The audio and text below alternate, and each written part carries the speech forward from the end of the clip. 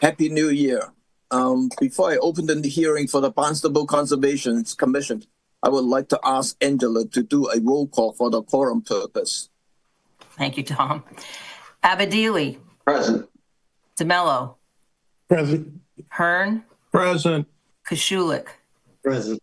Lee. Present. Tangney present. Administrator Ed Hoops. Present. Staff member Kim Kavanaugh.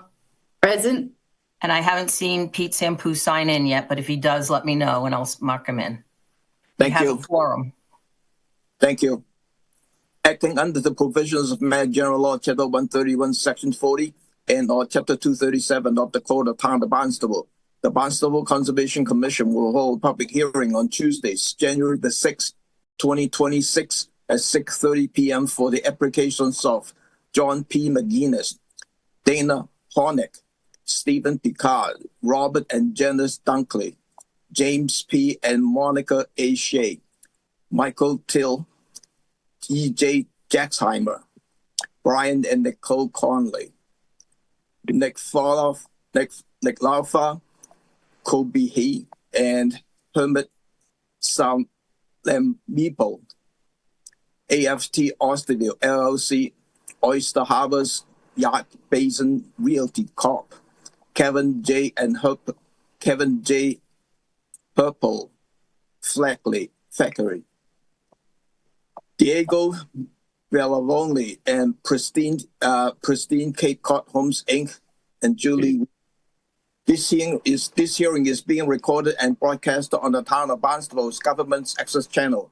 The plans and application are on file and may be reviewed by scheduling appointments by sending email requests to @hoops@230 South Street, Hyannis. In accordance with the Mass General Law, Chapter 138, Section 20, please let the chair know if anyone is recording this hearing. Hearing none. Tonight's hearing agenda is posted on the town's website. On the agenda, next to each application is the amount owed to the Town of Barnstable for the cost of advertisement. Please send your checks to the Conservation Division at 230 South Street before the hearing. Remote participations. The Conservation Commission's public hearing will be held by remote participations as a result of an extended COVID-19 measure adopted during the state of emergency signed by the governor on March 28, 2025, suspending certain provisions of the open meeting law. Remote public access to this hearing shall be provided in the following manner. 1, the hearing will be televised by Xfinity Channel 8 or High Definition 1072. It may also be accessed via Town of Barnstable Government's Access Channel. 2, the real-time public comment can be addressed to the Conservation Commission utilizing the Zoom link 839-7829-4657 or use the toll-free phone number 888-475-4499 as shown on the agenda. 3rd, the public can also email their comments to edwin.hoops@barnstable.gov at least 8 hours prior to the hearing.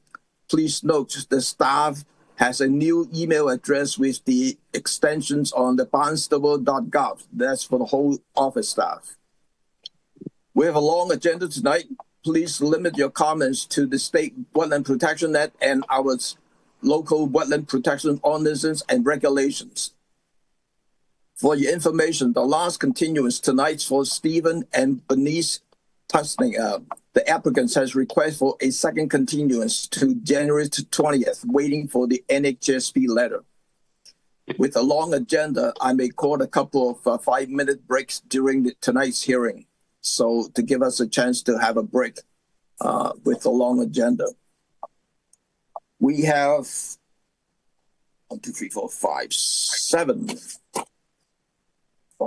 7 out of the 8. The first one is John P. McGuinness, proposed Mr. Pruning at 522 Shoe Flying Hill Road, Sandyville, as shown on the Assessors Map 193, parcel 028. Is Kevin with us? Yes, I am. How are you tonight? Good.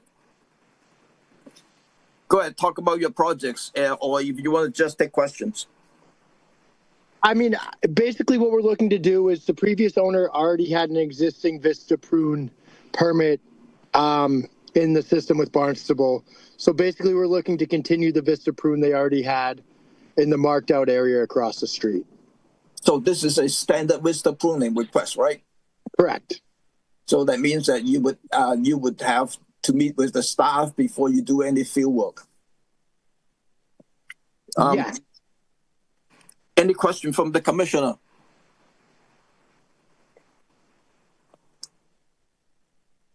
Seeing none. Channel 18, any public comment on this one?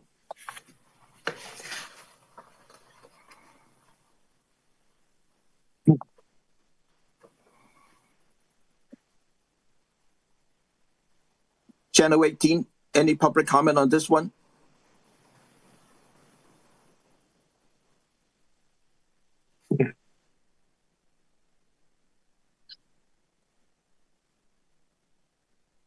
I'll do one more time and see whether there's any public comment. Is there any public comment on this John P. McGuinness for 522 through Flying Hill Road for standard vista pruning?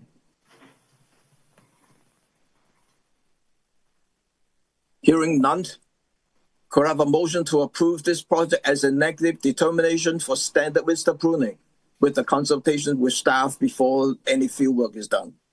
So moved. Second. Roll call. Tangney, aye. Lee, Aye. Koshulik, Aye. Hearn, Aye. DeMello, Aye. Abadili. Aye. That's unanimous, Mr. Chair. Thank you. The next one is Dana Hornick, proposed 375 square feet additions to existing residents at 65 Thatcher Hallway Road, Marston's Mill, as shown on the Assessors Map 148, Parcel 004. Michael? Please note that Pete Sampu just got in. Thank you. Thank you, Pete. Thank you. Michael? Yep. Yeah, Mike Rockwell here. Good evening. Mike Rockwell from the House Company. I'm here representing Dana Hornig, and I believe he is in the audience as well.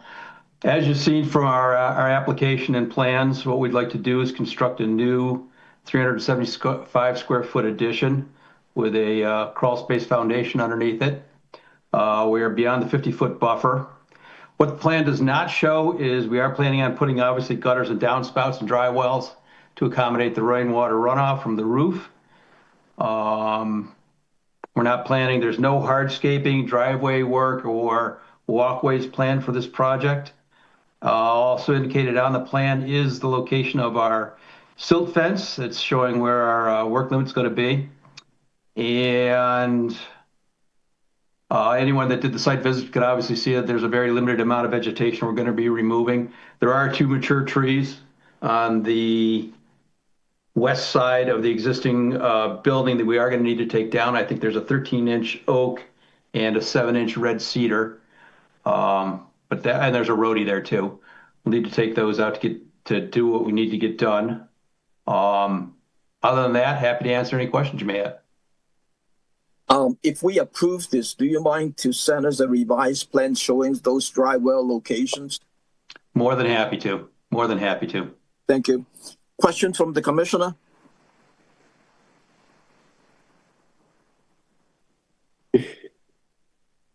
Anyone? This is easy. Straightforward. Yeah. Moving on. Channel 18, any public comment on this one?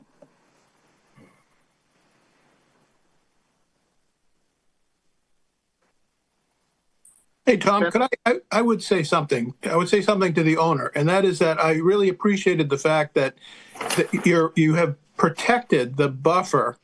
That last, I don't know what you want to call it, 10 feet slope right down to the water, which, in so many properties, they end up turning it into lawn. And I think you've done a great job there. So thank you. Thank you, Bill. Channel 18, any public comment on this one?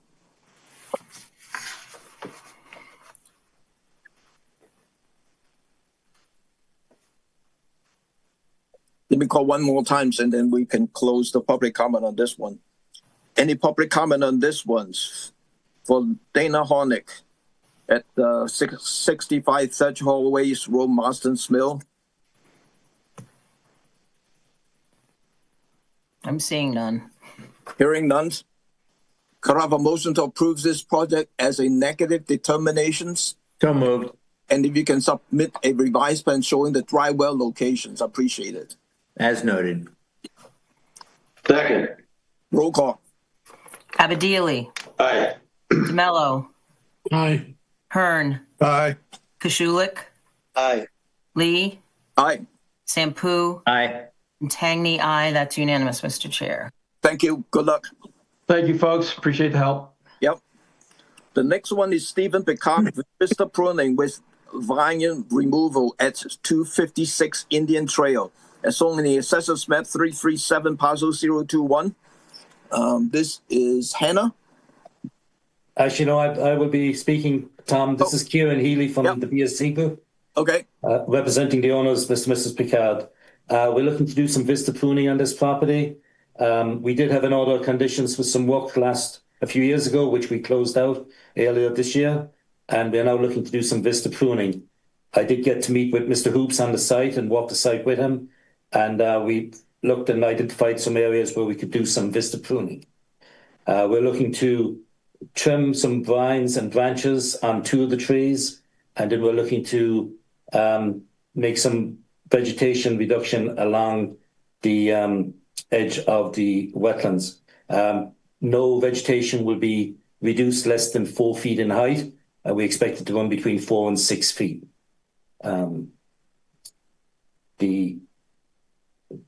The plan, as you can see on the screen right now, is basically in between the 2 green lines. We're looking to do some vista pruning. We're not looking to clear anything at grade. Everything is on higher levels.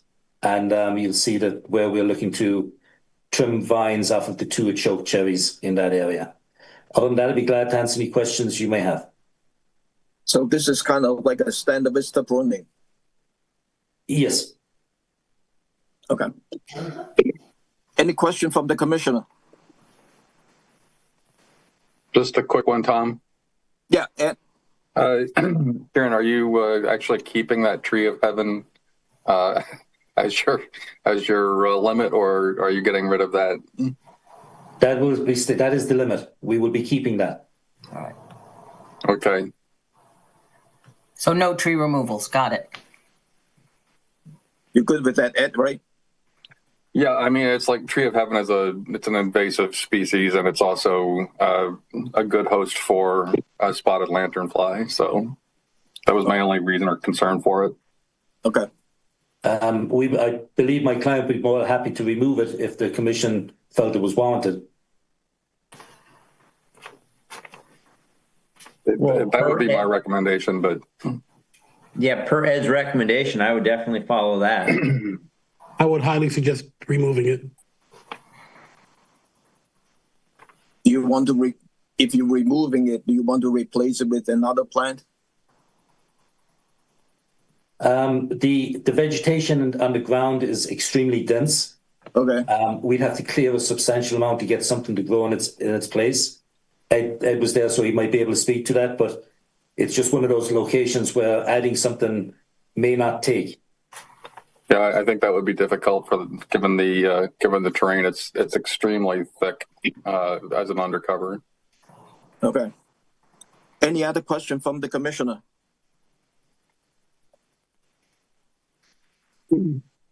Going once, twice. Come on, Tom, move on. Any Tom, you got a frog in your throat. 10-18. 10-18. Seeing none, sorry.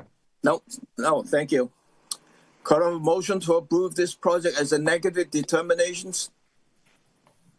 So And moved. allowing the removal of the tree of heaven? Yes. So moved. Second.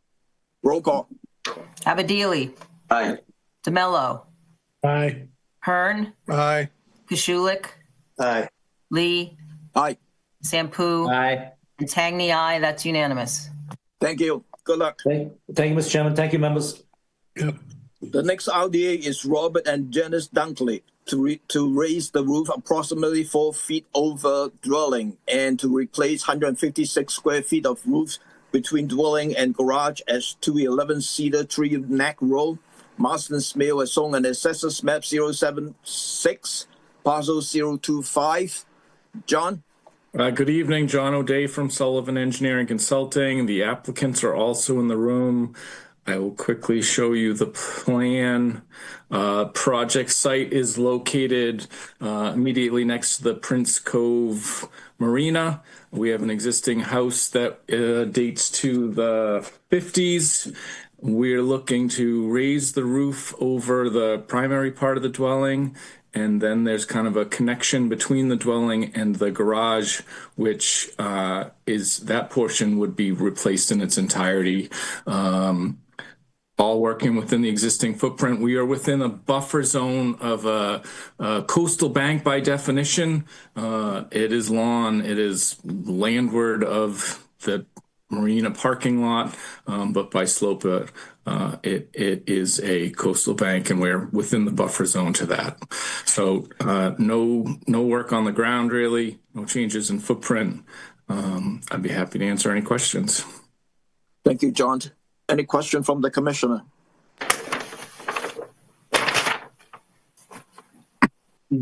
Seeing none. 10:18, any public comment on this one? Seeing none. Thank you. Could I have a motion to approve this as a negative determination? So moved. Second. Roll call. Abadili. Aye. DeMello. Aye. Hearn. Aye. Koshulik. Aye. Lee. Aye. Sampu. Aye. And Tangney, aye. We love same footprint. That's unanimous. Thank you. Good luck, John. The next RDA is James P. and Monica A. Shays to modify and expand existing patio at 44 Dale Avenue, Hyannisport, as shown on the Assessors Map 286, Parcel 011. John? Yes, good evening, John O'Day from Sullivan Engineering Consulting again. I'll bring up the plan for you. This is a project site in Hyannisport, a very, very old house. We are across the street from a coastal bank. We are looking to modify, expand the existing patio. We are outside of the 50-foot buffer, and again, separated by a street from the actual resource area. It's about 170 some odd square feet of additional patio area, pretty minor. And it is also, beyond being landward of a street, is landward of an existing stone wall, which is also going to remain, which we kind of highlighted there as sort of showing an additional limit of work. I'd be happy to answer any questions. Thank you, John. Any question from the commissioner?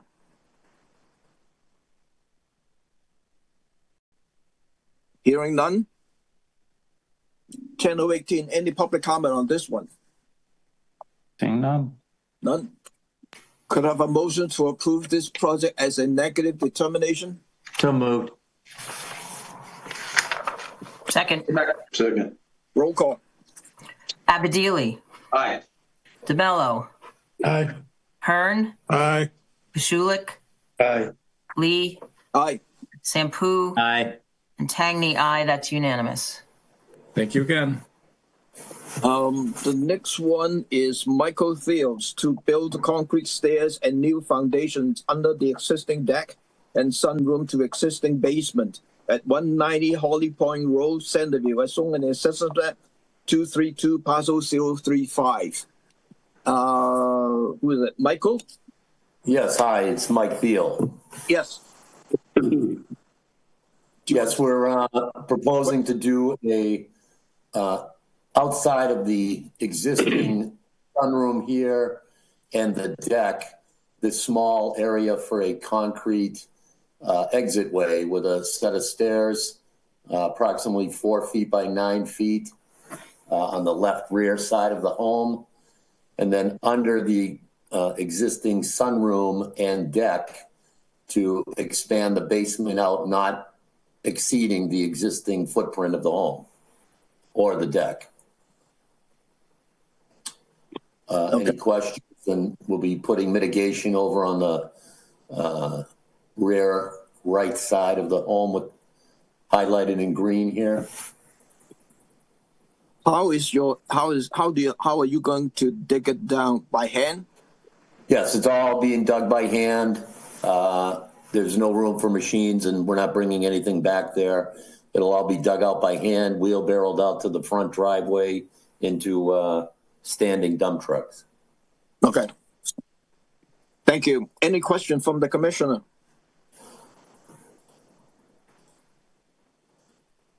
Seeing none?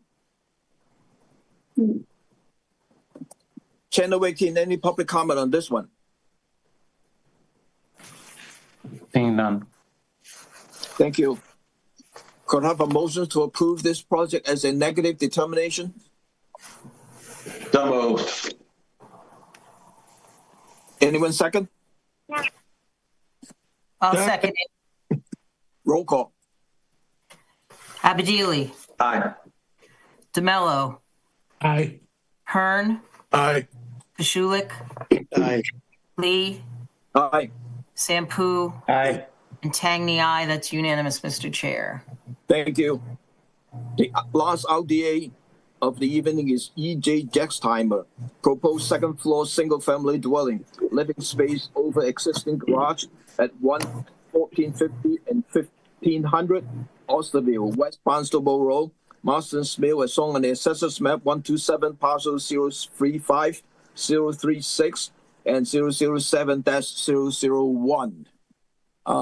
John? Yes, sir. John O'Day from Sullivan Engineering Consulting, representing the applicants. Pull up the plan. This is a 7+ acre parcel of land on Osterville, West Barnstable Road. There's a bordering vegetated wetland to the rear and to the south of the property. The site was previously developed for agricultural use, originally a tree farm, modified under some past RDAs. It is no longer deemed to be in agricultural use. We are looking to construct a second floor over the existing garage building, which will be utilized as a single-family dwelling. We had the wetlands updated along this rear portion of the property in 2024.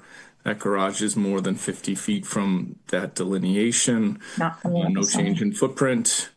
I'd be happy to answer any questions. Thank you, John. Any questions from the commissioner?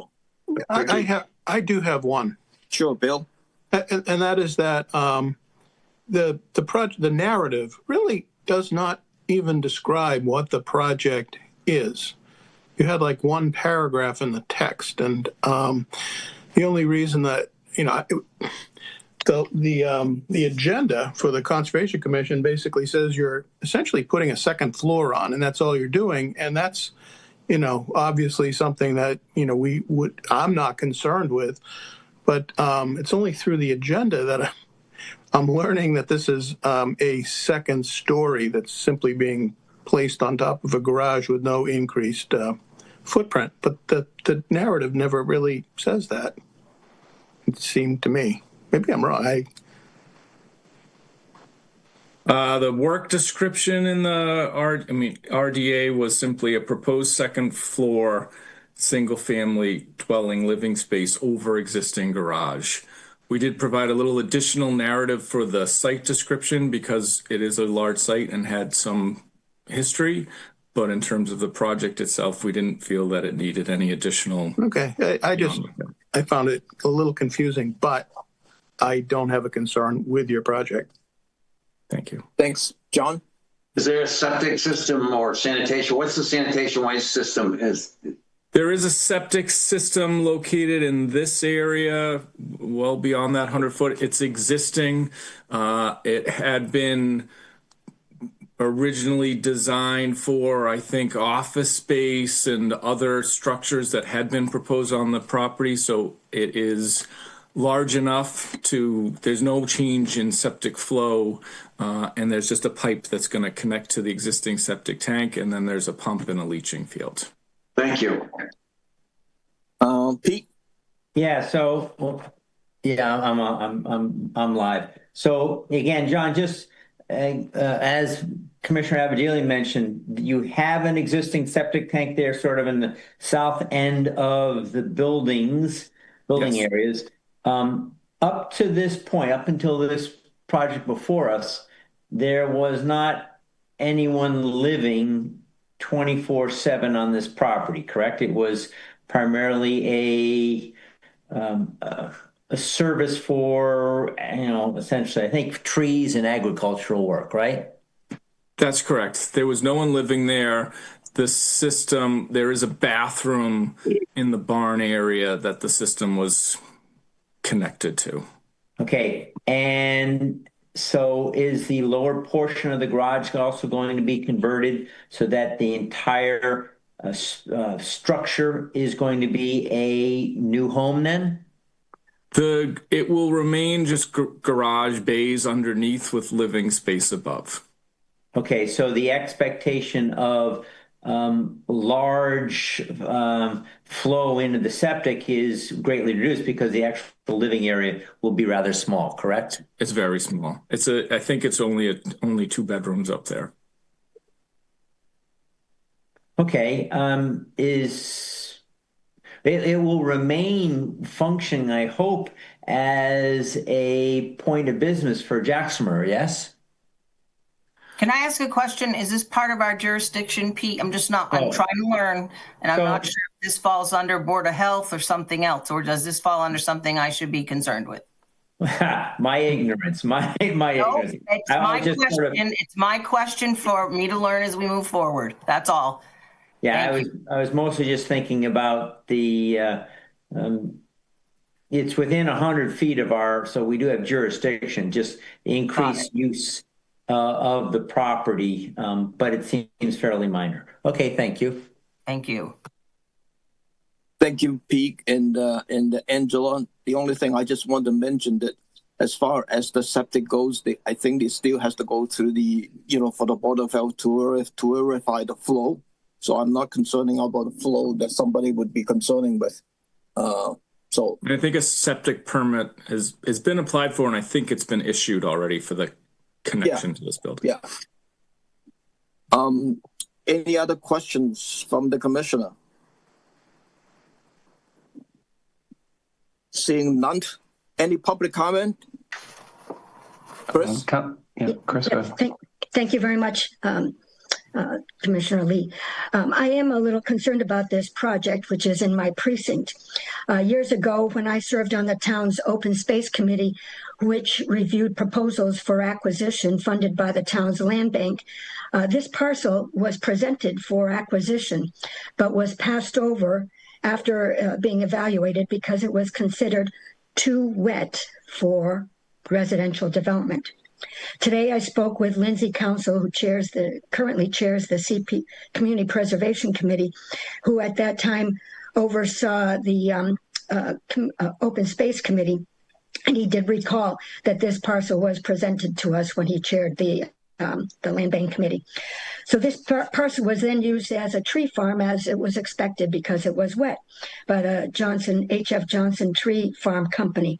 And then it came into ownership by E.J. Jackstimer, who intensified its development, which ended up necessitating a cease and desist order from the building commissioner, Brian Florence. So I just wanted on the record that that there has been history here, as Mr. O'Day referenced. Yesterday, I did speak with Ed Hoops, who explained the details of this proposal, and I recommend that there should be good oversight of this proposal, given its history and the violations of the town's regulations. Thank you, Chris. Thank you. Any public comment on this one? Oh, Pete's got something else here. Oh, Pete? Yeah, actually, I will concur with Councilor Clark that I remember this coming in front of us as really not the ability to put a house on it because it was too wet, but that we had said it was okay for a tree farm. So I share her concern there as well. Thank you, Pete. Channel 18, any more public comment on this one? Seeing none. Could I have a motion to approve this as a negative determinations? So moved. Anyone second? Second. Roll call. Abadili, Aye. DeMello, Aye. Hearn, Aye. Kashulik, Aye. Lee, Aye. Sampu, No. and Tangney, aye. That's 6-1, it passes. Negative Thank you. determination. Good. Thank Good you. luck. And then we have 7 NOI. The first one is Brian and Nicole Conley to construct a broadway above a broadwalk above mean high water for access to the water and salt marsh restorations at 169 Shorten Point Road, Barnstable, as shown on Assessors Map 301, Parcel 003. Mark? Yes, good evening. Mark Dibb with Cape and Islands Engineering. I'm going to share my screen.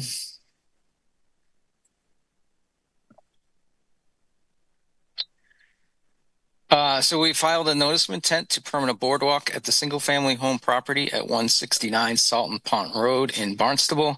The existing property consists of a single-family home on approximately 76,000 square foot lot. So Salton Point Road is at the westerly side of the property. The house and driveway and lawn area and a recent mitigation project are in this portion of the property. Then the remainder of the property is a salt marsh delineated on the plan. And there's also a tide pool and as well the beach to the east. The mean high water line is shown on this portion of the property.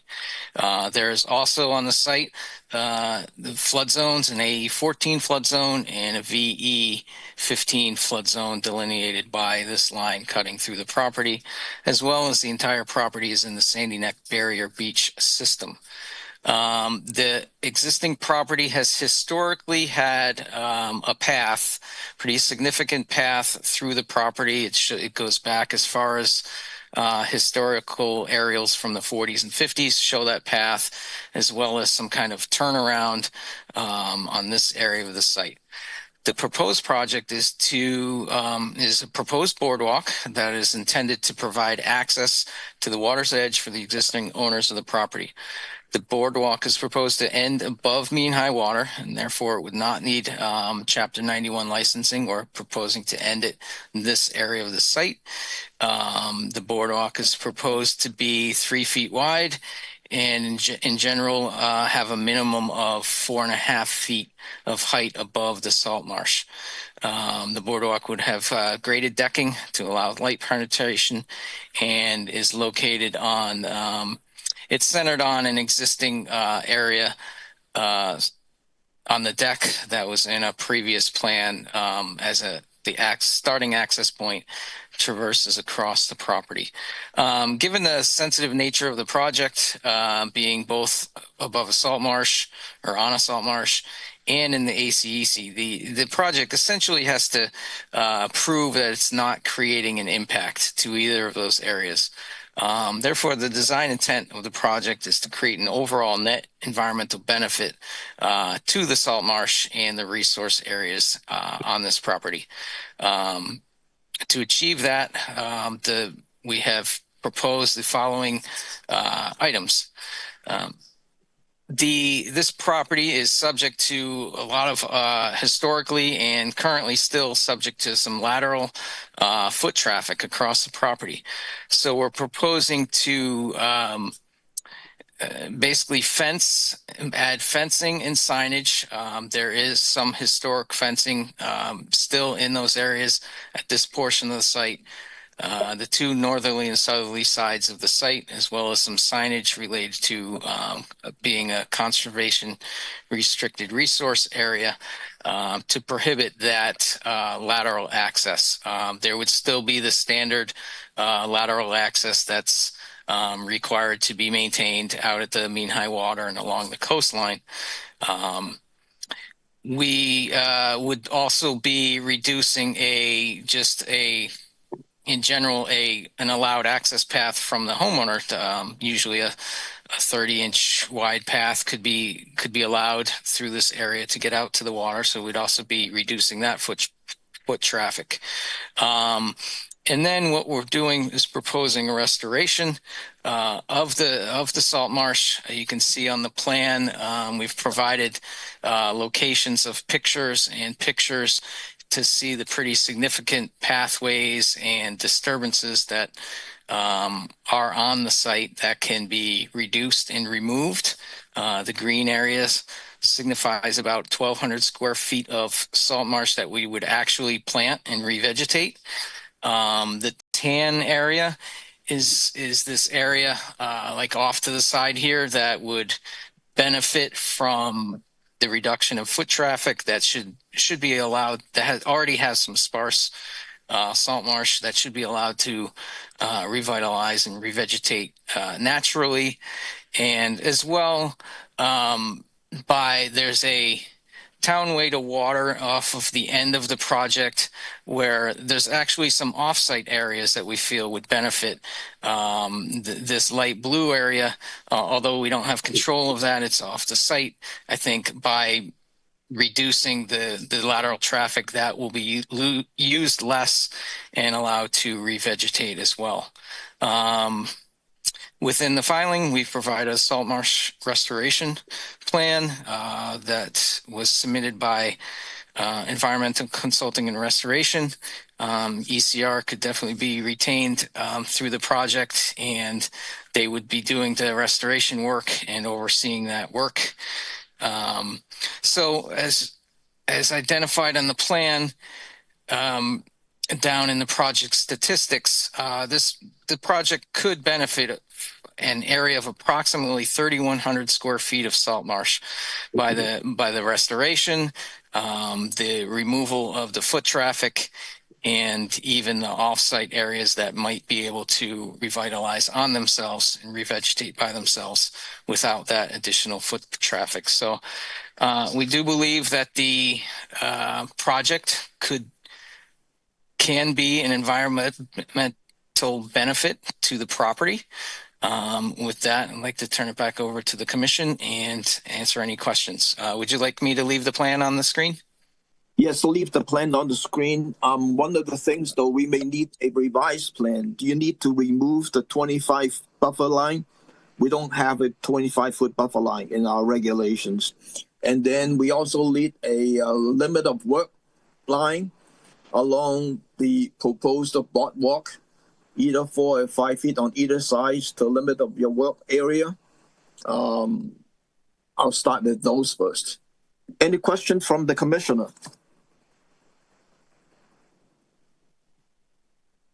Yeah, I'll Bill?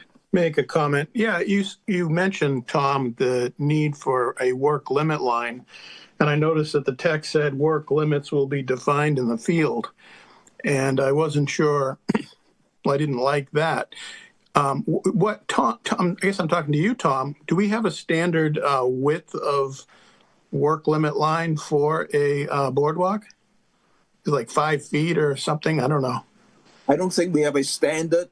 Typically, I would carry 5, unless, the engineer said you need more space, and that's an open discussion thing. But part of that thing is part of the condition would be require a construction protocol to be prepared by the contractor to verify the work limit line. That's one option, to leave it.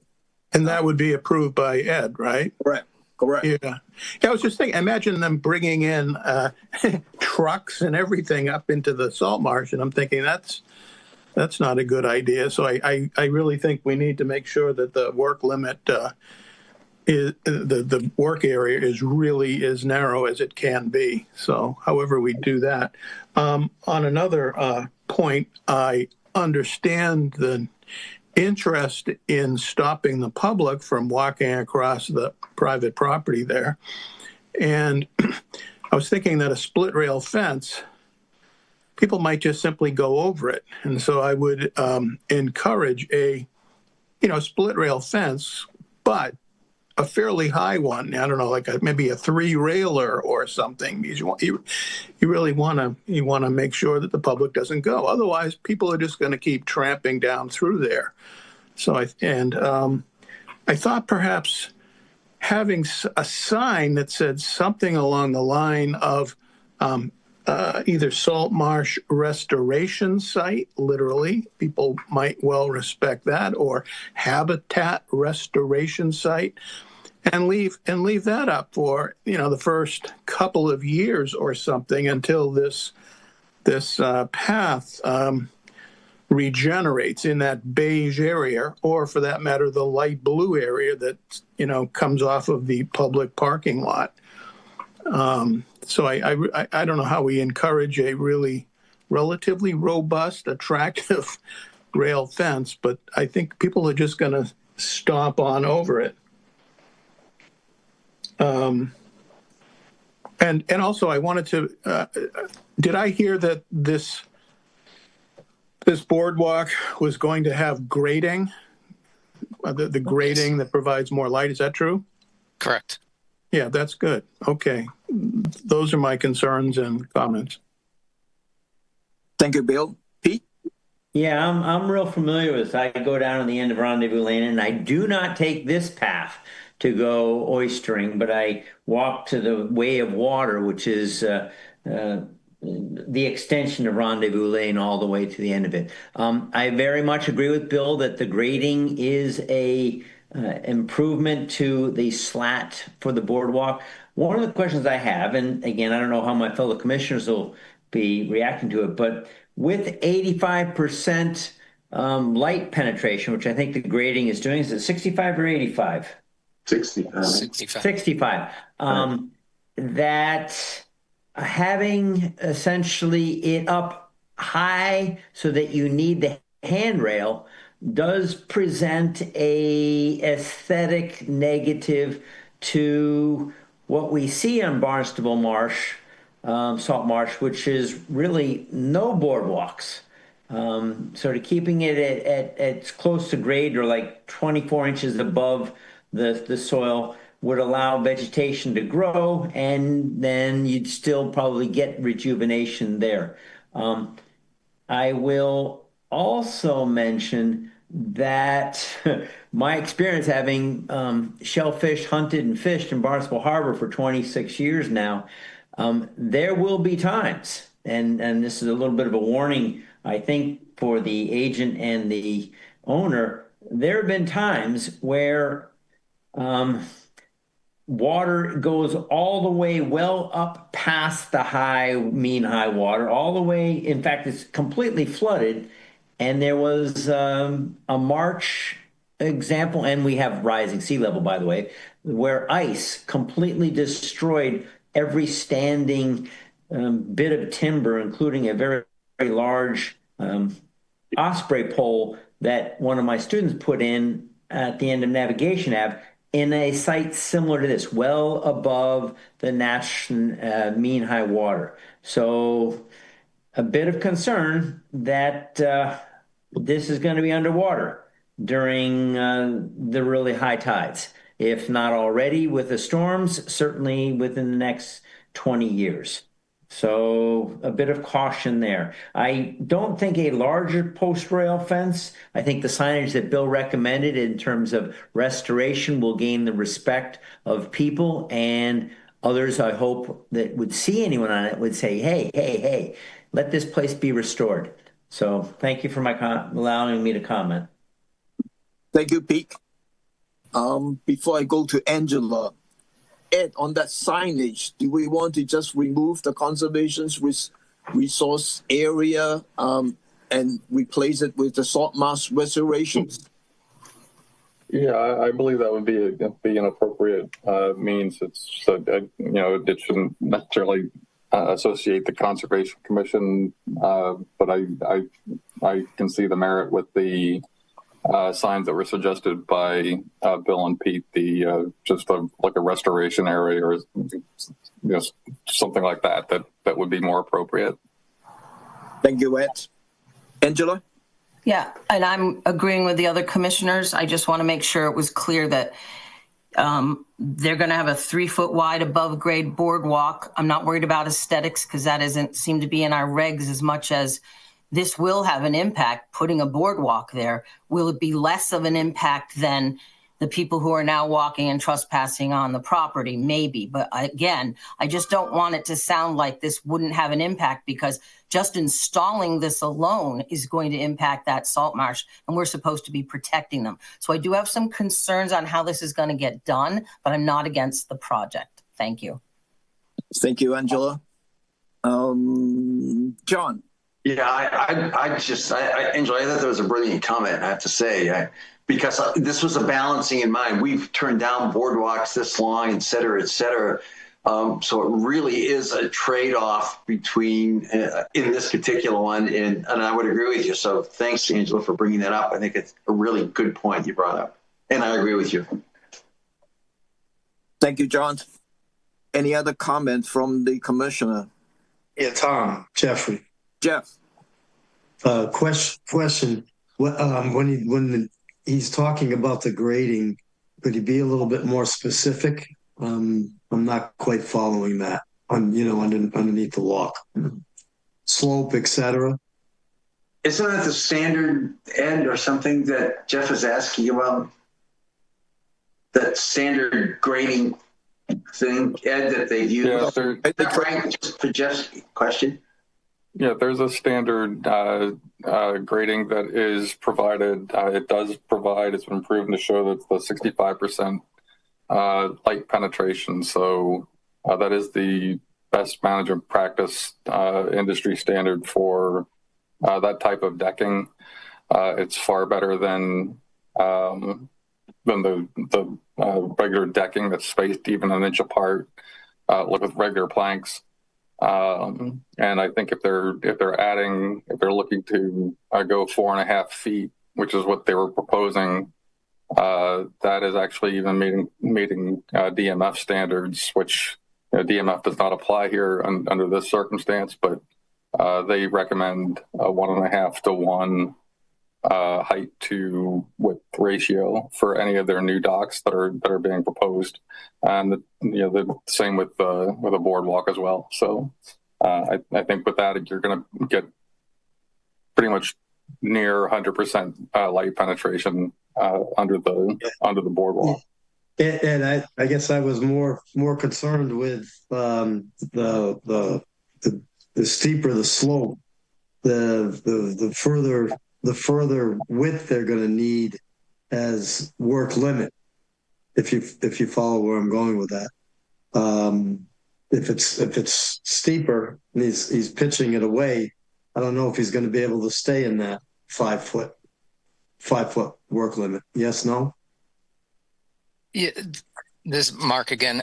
There's very little slope coming from the house. You'll see that the elevation where we're starting is at elevation 10, and we're ending at 5 over about 200 feet.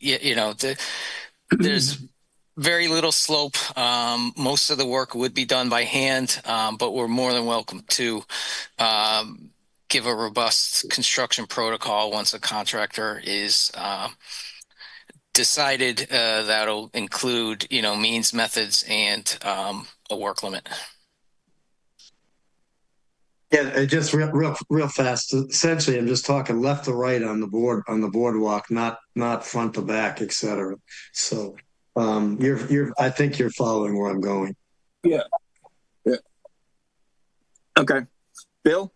Yeah, I'd just like to, I don't know, rebut or comment on what Pete said about having it be 2 feet high. I feel somewhat uncomfortable with it at 2 feet high, because you're going to end up potentially, especially with any kind of sea level rise or what have you, you're going to end up having the grasses potentially growing up through. And I realize this is Peyton's, and the Peyton's doesn't grow that tall, but it just seems like a 2 foot doesn't quite cut it for me. 4.5 feet seems maybe a bit much. Maybe there's a height that's in between there, but I mean, aesthetics is an issue. I mean, I think that's the issue that Pete's bringing up, and I wonder if we might consider, is 4 feet or 3.5 okay, or some such? I don't know. Yeah, and we did, the goal was to achieve kind of the DMF recommendations of 1.5 to 1. But I do know the client would prefer a lower structure. So, since it, yeah, we could either do 3, 4, 3.5, that's fine. I think that since we're only 3 feet wide, I think they would still want a railing on at least one side, at about 3 feet high or 4 feet high. So I think we wouldn't remove a railing, but we'd be more than happy to do something in between. If I could just jump in, we've had a number of boardwalks, and we've talked about, oh my God, the Spartina Alterna Flora is going to be popping up through the grate. What are you going to do? Mow it? But yet in this case, this is Peyton's. This is Spartina Peyton's, and it's the salt marsh grass. And I think that's pretty much what we've got for most. I think it's the entire length, isn't it? I don't think the Alterna Flora starts until you hit the mean high water. So really, I don't know that we would need to have it be at 4.5. So 2 seems kind of low. It just seems low to me. My gut. I don't want to be arbitrary and capricious, but it just seems low. Maybe 3 feet, but anyhow, I don't know how the other commissioners feel. Well, for 3 feet, you would require the railing. Well, that's fine too. I mean, so to me, 4.5 to 4, it doesn't really make that much difference. So the question is, would it be a 3 or 4? So that's the question marks. Pete. Yeah, as I said, I spent a lot of time out on Barnstable Harbor, both fishing and shell fishing. And I'm trying to think if there exists another boardwalk, elevated boardwalk with handrails. And actually, I can't think. I can't visualize anywhere else across a large expanse of salt marsh where there is a boardwalk. So essentially, my hope was not to torpedo this because I think it's a good project, but rather if the elevation or if the height of the boardwalk was low enough, again, you're just over Peyton's, as Dr. Hearn mentioned, that the need for 2 rails, trying to limit the visualization of human impact on Barnstable, the Great Marsh, which, it's a true gem. It's a true jewel to our town. And now we've got, an elevated boardwalk going across a couple 100 feet of salt marsh. Anyways, I'm hopeful that perhaps my fellow commissioners, I know if you got the height, you get the better growth of the plants, but there's a trade-off here. So thank you for listening. Thank you, Pete. Bill, your hand is up. Oh, no, sorry. There you go.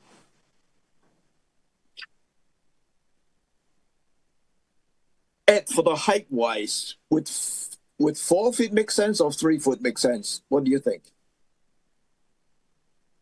Again, I would say higher is better for light penetration. There may be some sound reasoning to allowing it to be a little lower, only because it is primarily Spartina Peyton's and it's high marsh that you're sending most of the boardwalk over. There is a little bit of concern closer to the house that it would be things like groundsel bush and marsh elder and some of the higher herbaceous and shrub type plants, but that would be a relatively short section, maybe the first 2 or 3 two sections, maybe. So I think there is some room to allow it to be lowered. Just I'm trying to think about what boardwalks have been in the area. I know you did recently permit a boardwalk, and again, it was a near at grade boardwalk for the Nelsons off of Harbor Point. That was about 3 years ago, I think. And you also did a small, it's a very, very short boardwalk over the Mass Audubon property at Long Pasture. That was, again, at grade more or less, or a little bit above grade. So. Yeah, this commission would really like, I've been pushing for, at least in Barnstable Harbor, that minimal visual impact and grade with the grading. That's what this commissioner would vote for, but I might get overruled. Thank you. Yeah, Tom, what about a narrower walkway? I mean, what is this, 4 feet wide right now? What? Three. Three. It's only 3 feet now, Jeff. Okay, It's only 3 feet now. 3 feet is narrow. Sorry. Tom, again. Yeah, go ahead, John. Thank you. I have to say, kind of agreeing with Pete on this one, because we've had, I can't remember what it was, Harbor's Oysterville, where there was a long boardwalk, and we really resisted that 1 to 1.5 to 1 and a 4 foot height, simply for the reasons that Pete was saying, where we got 65% light penetration, where you get in reality, a slow growth underneath it. You get probably greater light penetration even at that 2 foot height or almost grade height. So, and I empathize greatly, Pete, with the Barnstable Harbor argument you made, because it is a pristine area. So I must admit, in this one, again, kind of balancing, Bill, as I tend to do, I would probably lean towards the lower height for the reasons that Peter cited, and one that we've done in the past at several other locations to keep it low. Just like that. Would 3 feet be good enough?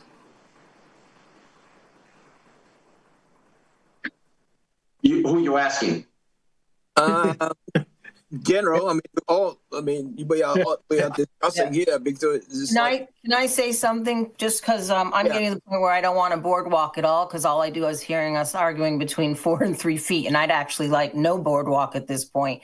So I don't know at this point how to move this forward. This is above the mean high water. They were asking something that we all agree on as part of what we've determined before, and now we're negotiating for them a shorter boardwalk. I'm getting lost here, guys.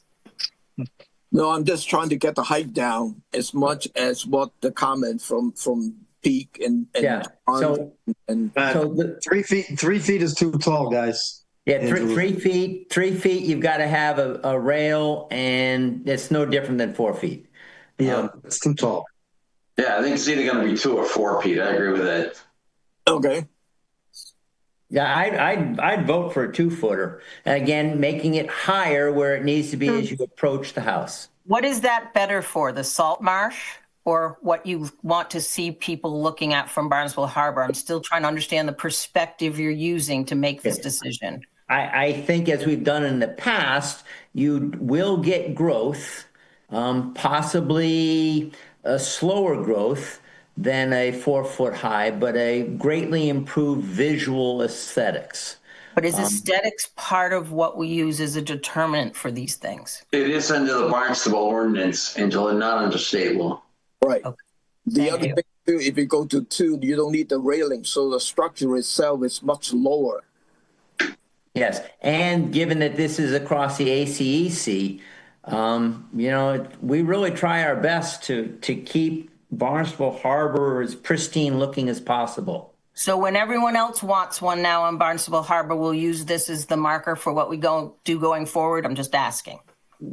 Well, I certainly don't want a 4 foot high everywhere. Right. And I know we have site-by-site basis, but let's be careful now what we're setting as a precedent. That's my only comment. Yep. Yeah, if I could comment, Tom? Yep, Bill. I think we have to be careful when we're talking about Spartina patens versus alterniflora, and the whole idea of alterniflora needing a lawnmower as it grows in through the grate when you're dealing with a 2 foot high.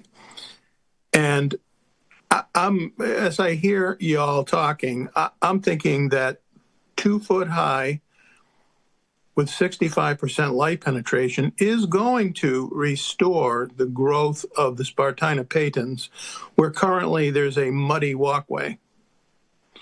And it may not be perfect. It's going to be a substantial improvement, and I think it's going to make it so that when storms come in, and you've got a lot of potential erosion with the high flows and waves and whatever the heck during nor'easters, I think that having a 2-foot high where the patens is in place, maybe slightly not perfect, but it's going to make a huge difference. So where I'm going is I can buy into the 2-foot because there is a precedent. Angela said, what are we going to do? Is every place now are we going to allow a 4-foot? And I really think that's the genie that we need to keep in the bottle. All of a sudden you end up having a whole bunch of 4-foot high with railings all over the place. What a mess. So I'm siding with Pete at this time.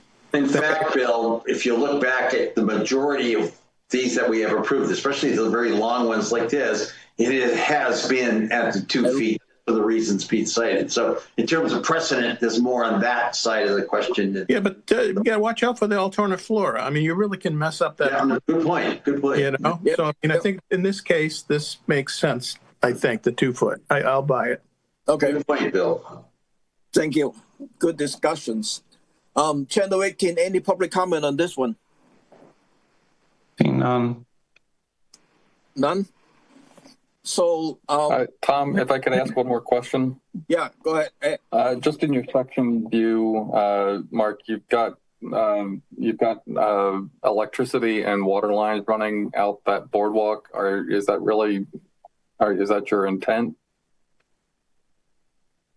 I don't believe. No, you know what? That walkway section, I do not believe that's a typo from a dock section. That's what I figured. Yeah, I would. Since you're doing a revised plan, I would remove that from the section view then. Okay. And I think we would be agreeable to the 2-foot high, 3-foot wide as well. Okay. Except in the first couple of sections, yes. Near the house, as Ed was suggesting, that there's some other shrubs that need a bit higher, right? Correct. Yeah, I think we would go about 3 sections, and potentially with some steps down to the lower level, and then the railings would stop. I think if that's okay. Yeah. So Mark, here's what I'm thinking. So we need a revised plan showing that the removal of the 25-foot buffer line, and then a 5-foot on either side of the boardwalk as your work limit line. And then you also need to submit a construction protocol 4 weeks before your construction to start, and any disturbance to the salt marsh area in the work within the limit line shall be restored by the contractor. And then the ECR is the consultant on this project. Any change with the consultant, we need a written notification to the staff for review and approval. And the sign should read with the no trespassing, and then with the salt marsh restoration site, and removing those conservation resource area wording. Is that good with you? Yes, understood. Tom, Okay. I think we have a hand up from Gordon Starr. Gordon? Yes. Thank you, Tom. Oh, and thank you, Angela. My thought is a couple of thoughts. One is to go back to the Audubon walkway, which I know very well, and it's not. I would say it's somewhere, but it's somewhere not much more than 12 inches above the Spartinas or the patens, and I think they take it out every winter and put it back in. My big question for the whole project is the whole project necessary? Does somebody really need a boardwalk to cross the salt marsh to get to a place where they're not really swimming out there? There's not enough water to swim out there. I think visually, from people driving to the end of Rendezvous where there's a public townway to water, people want to be able to stand there and look towards Sandy Neck, and there definitely should not be a railing. We should have no way should the visual vista be changed at all. I don't think it's necessary. Why can't you walk across the marsh? People do it all the time. That's the problem, I guess. Thank you, Gordon. Mark, can you answer that question? I know the applicant has the right to asking for it. Yeah, it's the applicant would prefer a boardwalk versus walking through the salt marsh. It's essentially a desire and to have this boardwalk. And again, without the historic paths and quite a bit of trampled area, this would not be a permittable project because we would have no argument of a net benefit. So it's a request of the applicant, and we're trying to achieve more salt marsh restoration than any kind of impacts. Thank you, Gordon. Any more public comment on this one? Seeing none. So I mentioned those conditions there. Could I have a motion to approve this project with those conditions that I just mentioned? And Tom, you also want a monitoring report for 3 years for the restoration. The annual report of 3 years. So moved, John. Anyone second? Second. Roll call. Abadieli. Aye. DeMello. Aye. Hearn. Aye. Kashulik. Aye. Lee. Aye. Sampu. Hold a second. I think it'll be a net benefit. And Tangney. Sadly, I'll go with the group aye. It's unanimous. Thank you. Thank you. Mark. Thank you. And fellow commissioners, thanks for listening to that visual aesthetics and the two foot, and you as well, Mark. Thank you for going for that lower height. Thank you. Very good night. No problem. Thank you. The next NOI is New Lafar, Kobihi, and Helmut Salamipo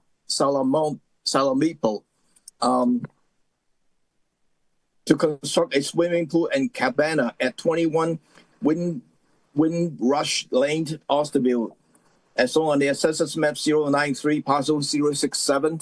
Tom? Yes. Tom Bunker? Tom Bunker, I'm present.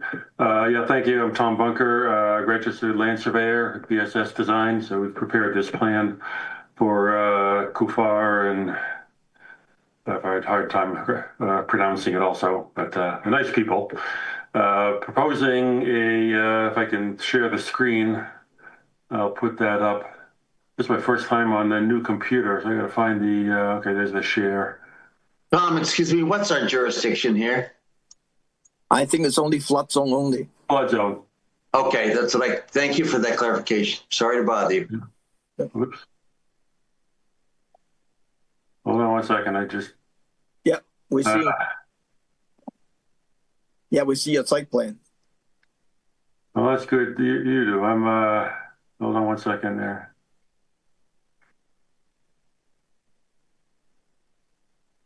I lost you guys here. But anyway, this is the flood map showing Bridge Street crossing between the two bays, South Bay and West Bay and North Bay here, and this little bit of brown area is the area that's not in the flood zone. The pin is the property address, and we're going in right in partly in the flood zone here and partly not in the flood zone. So we have the site plan and here. So this is the area where the house is conveniently is a ridge of land, not in the flood zone, and the southwest corner of the property down here is in the flood zone. And So basically, it's in the flood zone. There, this area is quite flat. You've been out there. There is no slope that rises above 10 to 1. It's all quite a bit less than 10 to 1. So there's no coastal bank here. There's no other resource area besides flood zone. No buffer zone. So no buffer zone mitigation calculations in this either. So we're proposing this, the swimming pool in this location. It's partly not in the flood zone, partly in, and enough fill going around it here for a 12 by 16 cabana in this location. It's the grading obviously drops down at the base of the fill. We've proposed a section where the pool in the fill and a narrow swale and a berm toward the limit of work with drain inlets here going in the we have a trench drain along the patio to take any water from the pool patio in the house, or rather in the slope from the house, down through a pipe into a leaching pit in this location that will also be connected to the pool equipment, the pumping, so if they have to drain the water down, we have a leaching facility to do it. And this little swale and berm will keep any extra water that might be from runoff. It's already, the slope is already going this direction anyway, but it'll trap the runoff before it goes onto the abutting property or into the town road layout. That's the project we're proposing. I'll take your questions now. Thank you. Any question from the commissioner, Angela? Just quick, thank you, Tom. Not endangered species or national habitat, so that's good. It's a flood zone only, but I was confused with the engineering map at the bottom where it says 50-foot buffer to flood zone, 100-foot buffer to flood zone, and maybe, John, that's why you were asking. This is a flood zone only, so I wasn't understanding those notations on your map. Can you scroll down to it? Keep going all the way to the bottom. This is the bottom of the plan. Keep going. You can't see below that. It just says 50-foot buffer to flood zone. The label, yeah. That just was confusing, and that's why I think. Otherwise, this is should be non-issue for me. Thank you. Right. The line was on there. I erased the line, but I didn't erase the label. I'm sorry about that. Got it. Understood. Thank you. Any other question from the commissioner? Seeing none. Channel 18, Rock, are you saying something? No, I didn't have anything to say. Okay. Channel 18, any public comment on this one? No. Gordon, did you have something, or is your hand still up from earlier? I think we're all set. Thanks. Thank you. Could I have a motion to approve this project as submitted? So moved. Second. Roll call. Abadili. Aye. DeMello. Aye. Hearn. Aye. Shulik. Aye. Lee. Aye. Sampu. Aye. And Tangney, aye. That's unanimous, Mr. Chair. Thank you. The next NOI is AFT Austin LLC to demolish the existing single-family dwelling and construct a new dwelling with pool and all associated appurtenances at 22 Manor Way, Austinville, as shown on Assessors Map 116, Parcel 128. John? Good evening, John O'Day from Sullivan Engineering Consulting. I'm still seeing Tom's screen. Yeah. I think he's working on taking that down now. Yep, sorry. There we go. Thank you. I'm here this evening representing the applicants. I believe that there are some other members of the project team in the meeting room, including some from Sudbury Design. I will bring up the plan for you. This is a 1/2 acre parcel in Osterville. We are proposing to demolish an existing dwelling from the 70s and build a new dwelling with a pool. We had filed this as flood zone only. It was brought to our attention by staff that there may be resources out on the golf course. We have had those identified. We understand that we're likely going to need to request a continuance tonight. But this is a little bit of a unique situation, so we're hoping we can just get a little bit of guidance. I can show you a map of an aerial. So to the rear of our property, there is an isolated wetland. This is a town of Barnstable only wetland. It is a low spot in the golf course. There is an actual wetland on the other side of this putting green, etc., that we were well familiar with. But this is a town of Barnstable only isolated wetland. Those in themselves are few and far between. And the fact that this is basically just a low spot on a golf course is maybe even more of a rare situation. For a town of Barnstable isolated wetland, there are no performance standards, there are no regulations, there are no values, there are no all those other things that might be underneath a state in 310 CMR. I would also say or question under the Town of Barnstable buffer zone regulations, it clearly says that the buffer zone regulations apply to the resources that are in 310 CMR and in the chapter 237 section 2. It does not say or, it says it has to be both. So I would question if the buffer zone regulations even apply to this resource. But again, as I said, this is a abnormality, and so we need a little bit of guidance from the commission as to,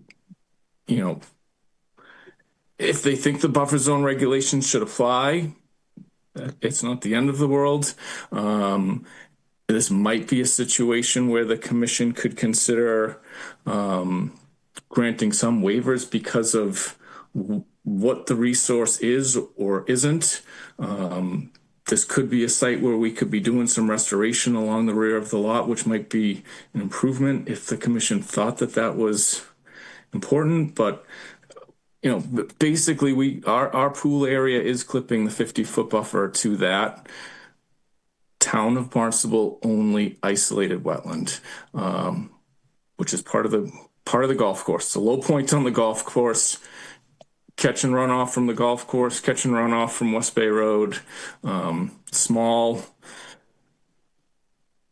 We're not sure. We need a little bit of guidance on maybe how to come back to the commission on this one. Thank you, John. From my perspective wise, I think, we're looking at this as just like any other site on the isolated wetlands area, that we should be taking the buffer zone as part of the considerations. And that's why John was putting up that 50-foot buffer line and 100-foot buffer line, just to show how much hardscape is within that 50-foot.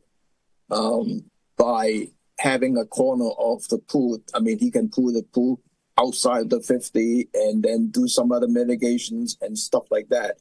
But the leaching field is kind of in there, and I'm not sure, but it could, depending on the soil stuff, whether it can stay there or not, I don't know, because your soil perk test is way up front of the parcel than the back, but that is a Board of Health questions. Any comment from the commissioner or Ed? Let me go to Ed first. Oh, okay. So I mean, I think this is a hard situation. I think it's a unique situation actually because we don't have very many of these. I didn't remember the last time we actually saw something like this in Barnstable. I think holding a buffer to it is the right thing to do, John. And I don't want to. I don't mean to try and. But when you were showing that the 704 regulations again, I don't know, and I wasn't here when we wrote these regulations, but I don't know if the conjunction or the and is actually saying it has to be both in both the state and the local bylaw listed as a resource area. I think it's saying the way, and it sort of jumped out at me the last time when you put it up here that it's saying that it sort of means but it's saying there's a wetland and your wetlands that are listed in 310 CMR, and meaning okay, that's fine, but the chapter 237 wetlands that are mentioned in chapter 237 are also the ones that would play into resource areas that we are protecting. So I think given the situation, it is most likely water that's being run off from the roads and from the golf course as well as the surrounding properties. I think there is some room to perhaps consider a waiver under this circumstance, still maintain that buffer. I think you should certainly at least give them an idea or a chance that they might be able to do some other type of mitigation that will help strengthen wetlands and the buffer area, and I'll still allow the project to go forward. And they may have to move things around, but I think that's a reasonable thing here under these circumstances. Thank you, Ed. John? Yeah, I can. Excuse me. I agree with that. I read that a little differently, John. I read it as conjunctively that, in fact, it is included in this and in this, not as a limitation that it must be included in both. So I read it a little those same exact words a little differently than you would interpret them. Grammar was never my specialty. That's why I'm an engineer. But having said that, as I look at the specifics of this site, at least as one commissioner would say, okay, because of the nature of the specifics of this site, we can in fact grant some waivers from strict application of the requirements of that regulation under the specifics of this application. But that's to be determined, kind of a thing. That's how I read it. Thank you, John. That's why we need a lawyer. Rob. John, can you put up the plan view? Yes, sir.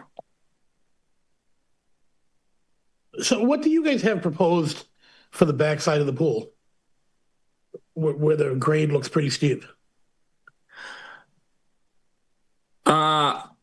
It will be, we have no objection to that being a planted area. It's not intended to be part of the yard. Where we didn't think we were in buffer zones, we didn't really get into a landscape plan. But that is, this is certainly an area that could provide mitigation. All be enhanced with native plantings. And it's a significant area. How many square feet of proposed patio, like on the front of the pool, do you have? So this corner of the pool, I had done some quick numbers, was like 90 square feet, and then maybe there's another 20 square feet or so of this sort of tiering wall. This isn't patio. I think this was just to help with the grade transition. I'm saying in the front, towards the house. Proposed patio in the other side of the swimming pool, of the proposed pool, towards the house, right? Towards the house, right there. The reason I'm asking that is, can we, to make everybody happy, can we pull the pool up a little bit so it's out of the 50? Yeah. And the leach field, can you pull them up at what, 10 feet? I think we've talked about the leach field as, you know, an original idea had been out in the driveway. Yeah.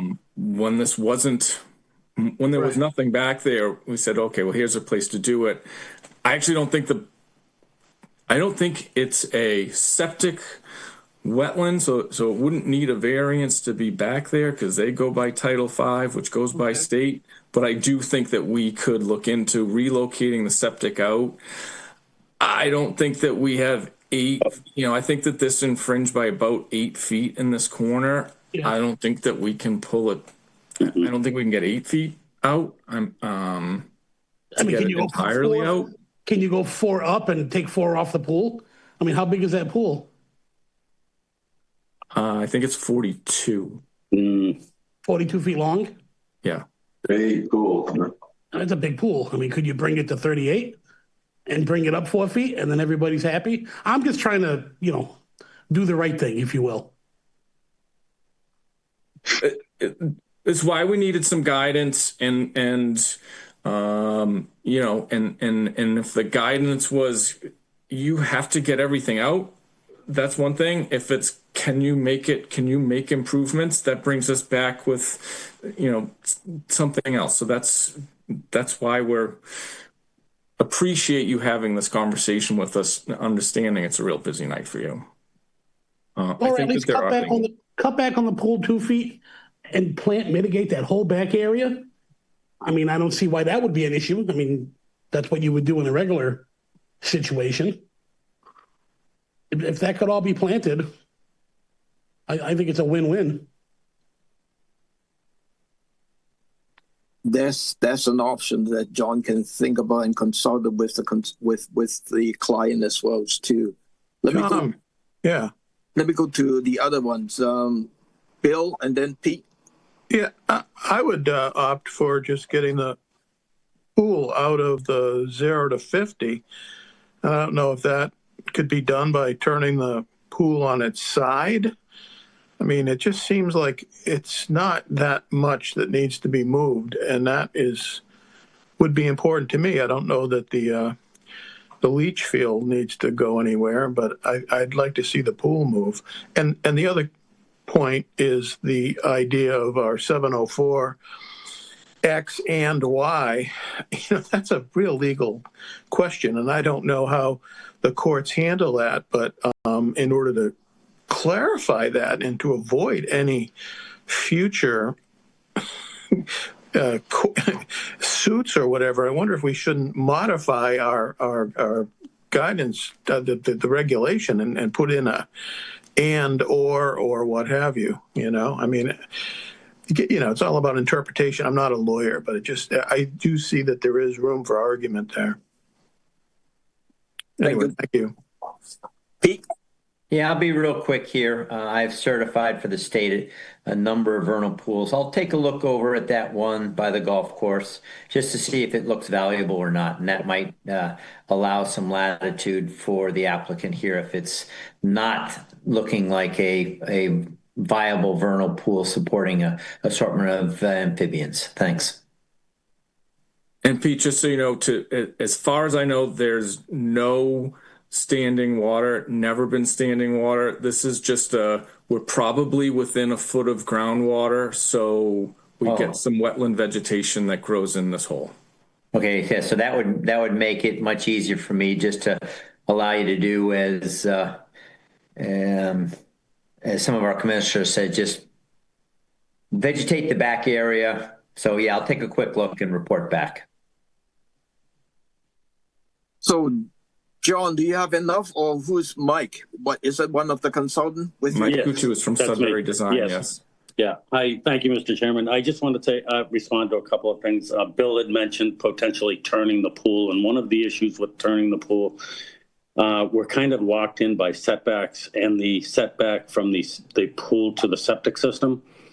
So it becomes a real challenge to turn the pool. We definitely prefer to have it there. We will look at how far we can potentially shift the pool, but I would suggest, as Mr. Sampu suggested, that if this is a resource area of minimal importance, that a beefy vegetative buffer along that easterly property line would really, I think, give the protection to this resource area that we're intending to give it, and potentially get a waiver on having the pool slightly in the 50-foot. There is a lawn path that goes above that septic system is a lawn area, and there's a lawn path that goes down below the pool and out on a gate that gives them access out to the golf course. But yeah, other than that, we could vegetate that easterly property line as John sort of drew out, and I think give good value to the and protection to the resource area. Thank you, Mike. Angela? Yeah, I just wanted to ask, now that we've determined that the resource is going to be respected, can we continue this discussion when they actually come back with a plan of mitigation for us and move this along? Because I feel like the burden is on the applicant, and we've done enough talking about it. Yes. That's just my You've opinion. given us great direction. Yeah, and we really appreciate it, Angela. Thank you. And yes, would be looking to get a continuance. How much time do you need, John? I have 13th and 20th for January. We can get in on the 13th. So you'd need material by when? 1 week before that, roughly. Today. You need it today. I think the 20th would maybe be a safer bet for us. Yes. Yeah. Okay. Channel 18, any public comment on this one? Seeing none. Could I have a motion to have a continuance to January the 20th? Sorry, I do have a comment. Who's this? Catherine Kelly. Okay. I'm in a butter. Okay, go ahead. My concern here is the wetlands. We're in a flood zone. My basement is already very fragile.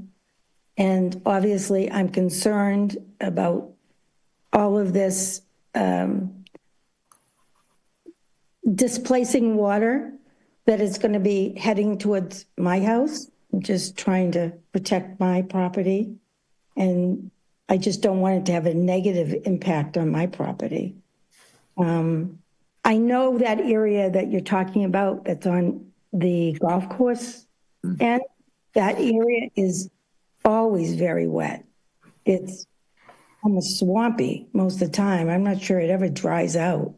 But anyhow, so having said that, I know that there's, in this plan, I see that there's dry wells throughout the property.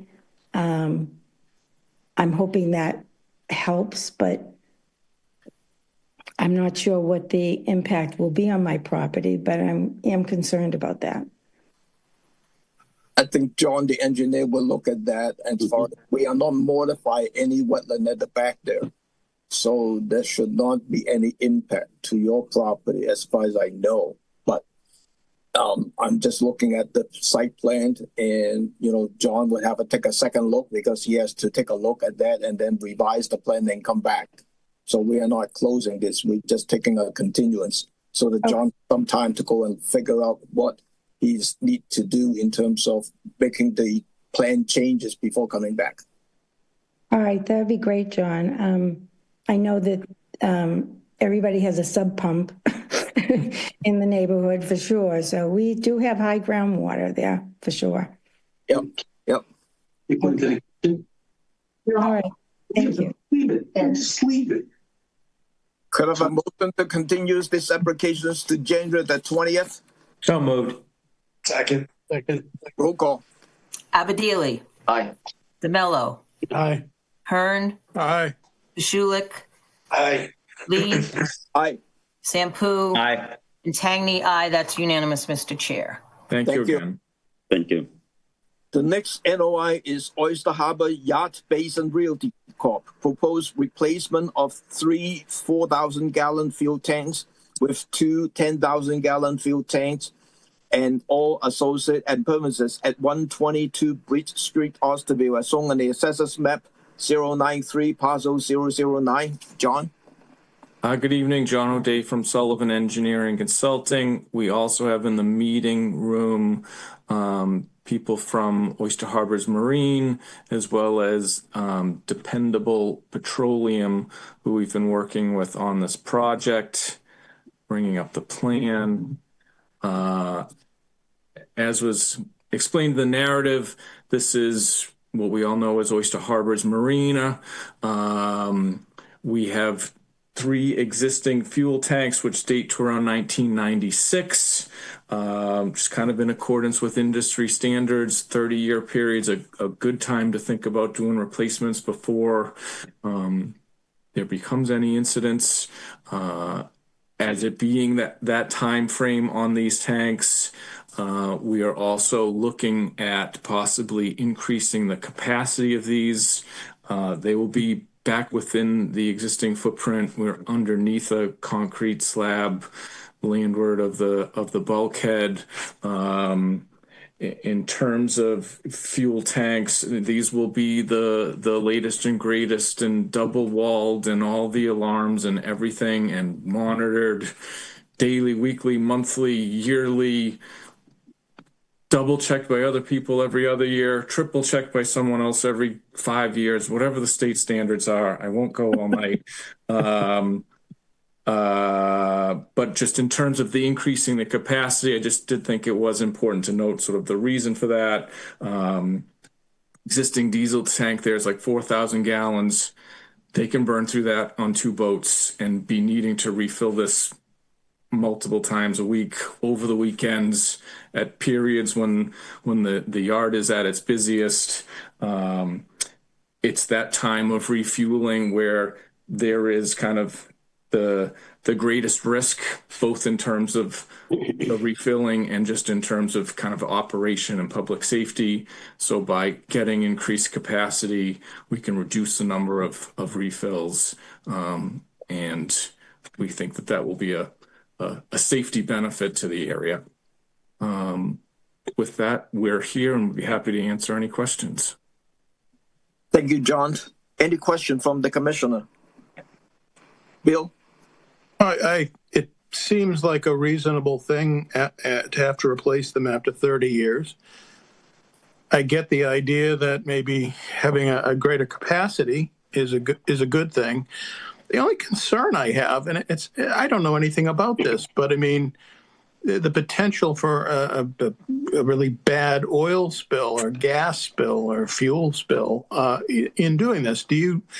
Are these things being pulled out when the tanks are full, empty, or what? How you say provide hay bales and silt fencing in terms of protecting against a major fuel spill. Is that adequate? I don't know, but the idea of having something go wrong and having a big spill would be really bad. And if we had approved that, someone's going to say, "What?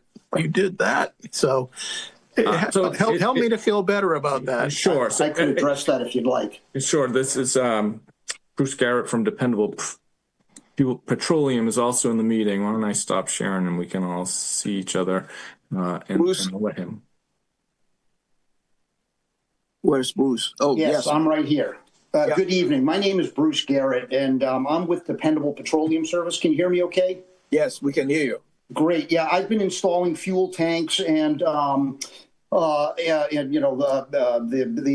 ancillary piping and pumping equipment for the last 40 years. Oyster Harbors is a good customer of ours. We've been servicing and testing their tanks as through the years for a long time now. The process of replacing these, the first thing would be to be done is obviously removing the existing tanks. Before even any excavation work is done, the tanks and lines are emptied. We have a licensed vacuum truck come down to the site and evacuate the tanks and the piping so that there's no liquid in them.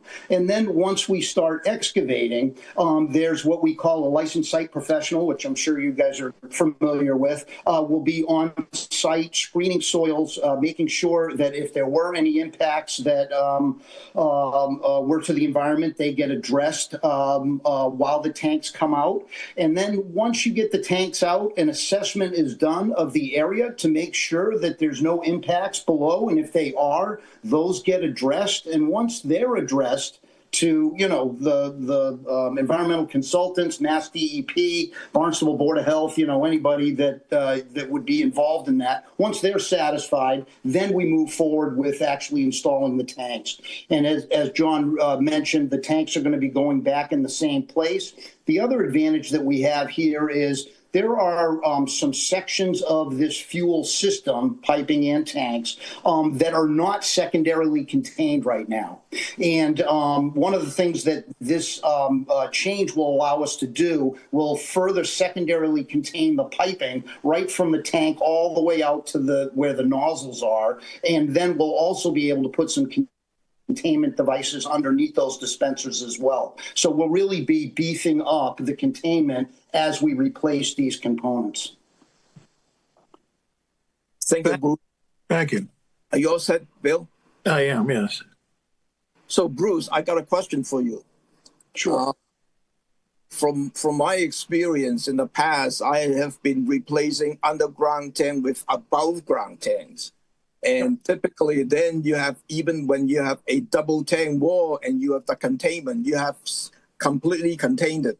Versus underground, even though you have a second containment, but your second containment tank shelf can grow and have some leakage. Yeah, I hear what you say, and quite frankly, we took a look at that when we started talking about replacing the tanks. We thought, hey, is there an opportunity here to maybe go above ground? Obviously, when you start storing petroleum products above ground, your leaking risk into the ground goes down, but other things tend to go up, flammabilities, and those sorts of things. So there's a decent setback required for those types of tanks, and the way their buildings and parking and those things are laid out, there's really not enough space to be able to do that. So one of the things that we did when we looked at the underground tanks, we not only met the local, state, and federal regulations. That's easy. But what we did is we went a step beyond that. And the type of tank that they're going to install, number one, is going to be fiberglass. And number two is the space between the two walls of the tank are actually going to be filled with a liquid that will be monitored at all the time. It's basically salt water. And the great part about that is that gives that tank 360-degree protection at all times, whether water could come in or out. It protects both walls and lets you know what's going on at any time. So we think that with the restrictions on the site, the area that we have to work with, and then once you set these tanks, even if you go to above ground, you've got to get your piping from the tank out to the dock. So you're going to end up putting underground piping in place regardless of what kind of tank you have. And so quite frankly, I don't think that the above ground is really that much of an advantage in this situation. No, as Bruce, I agree with you in terms on these applications, especially when you're going into the fiberglass tank, is minimize the corrosions to the tank itself and have a longer tank life to protect it. So the only thing I would ask on this project, especially if you go into a condition, would be just to provide a construction protocol on replacing the tank and installing the tank and that sort of thing. No problem. Record for us. So any other question from the commissioner? Seeing none. 10:18, any public comment on this? Seeing none. None. Could I have a motion to approve this project with the condition of submitting a construction protocol for removing and installing the tanks for the staff for the record? Yeah, I'd second that because I think it's far better than what's there right now. Right. Significant improvement. So I make the motion, seconded, roll call. Abadili. Aye. DeMello. Aye. Hearn. Aye. Kasulik. Aye. Lee. Aye. Sampu. Aye. And Tangney, aye. That's unanimous, Mr. Chair. Thank you. Thank you. Great. Thank you for your time. Thank you. Good luck. Channel 18, we're going to take a 5-minute break and we'll come back on 8:20. Copy that. Thank you.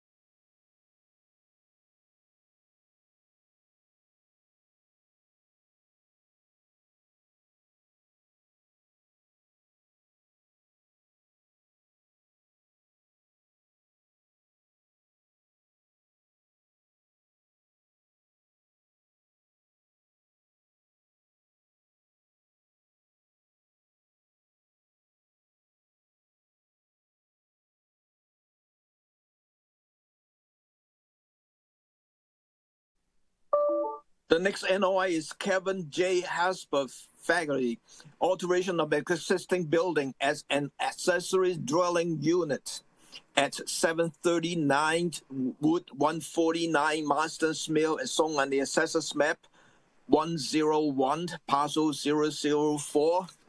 Rob? Yes, and good evening, commissioners. I am Bob Perry, Cape Cod Engineering. I've been working with Tamara Haspel and Kevin Flaherty at 739 Route 149. They have an accessory building. I just want to tell you that I'm doing this on my phone tonight due to some technical issues, so I won't be sharing a screen. If you have that plan available, feel free to put it up. The site's a large site.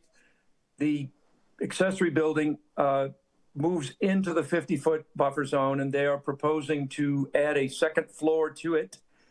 They're doing that by preserving the building frame itself and installing helical piles around the perimeter, which are fairly discrete excavations, and a small machine can install the helical piles.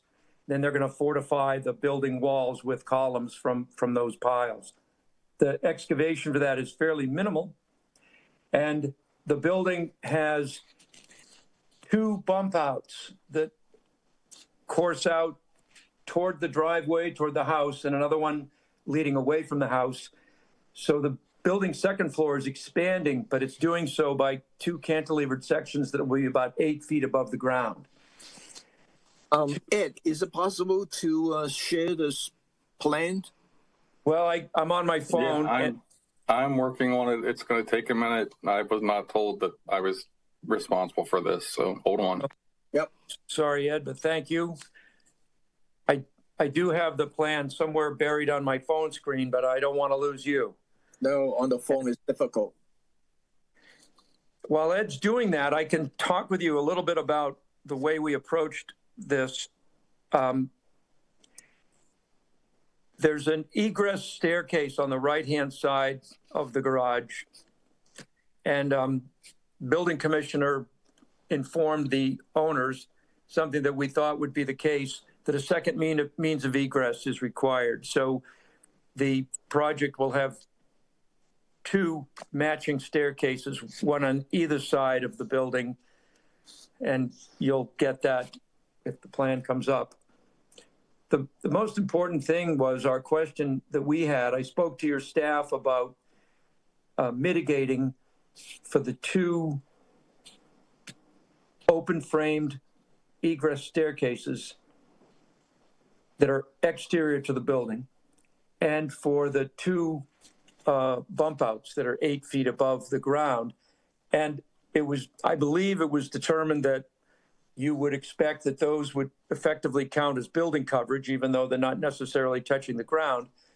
And because some of that is in the 50-foot buffer zone, and some of it is within the 50 to 100-foot buffer zone, we prepared a calculation that was in the notice of intent that arrived at approximately 640 square feet of mitigation. Here, thank you. Thanks so much, Ed. I appreciate you doing that. So, Rob, you mentioned about 2 sets of stairs, but I only seeing 1. Is that, am I reading? I got the phone call this morning from the applicant who's over in England that the second set of stairs would be needed. And while I've made the change, I called your office this morning, and I don't typically bring revised plans along the day of the meeting. So I wanted to explain it to you and ask you what you thought. So if you see the staircase on the side of that building, there will be a corresponding matching stair on the left side. That 12-foot by 4-foot deck will become 10 by 4, and the stairway would come down the very same as the stairway comes down on the right side. So that would increase the mitigation slightly, because that staircase would occur right there at the 50-foot buffer line, which is a red line that you see coursing across the plan. So in reviewing the potential for mitigation, and we wrote this up also in the notice, this is a site that's a kind of like a camp on the south-facing shore of Hamlin Pond. it's been there a long time, and unlike many sites that you're familiar with, it does not have any lawn. It does not have any cleared areas of any significance.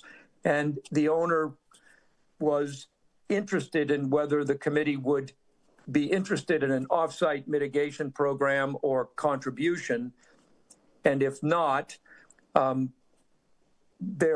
we could probably find patchwork areas where some form of mitigation plantings could be done here. But that would not be, I don't know how valuable that would be given the wooded nature of the site. And so it's approximately 650 square feet. If you're not interested in any off-site, I think we even came up with a figure that it was in the ballpark of $2,000, about $2,324 if that was of interest.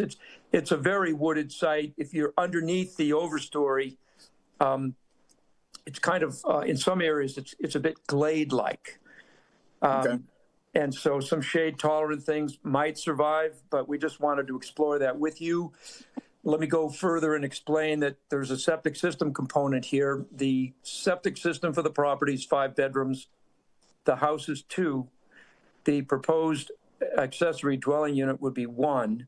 So there is an increase of 1 bedroom for the property, but it's over 2 acres in size, and the nitrogen loading is of no significance. Work would be controlled from the driveway. Very limited area around the building would be used for the foot traffic, and a very small, I think it's safe to say, a very small mini excavator would be the tool that would torque these helicals into the ground at the very edge of the building perimeter. And so there's a work limit shown on here. So it is that triangular zone that we're in the 50 on, and the building was in the 50, but it is a thickly wooded buffer that goes down the hill to the inland bank, and that drops down to the pebbly beach of the shore of the pond.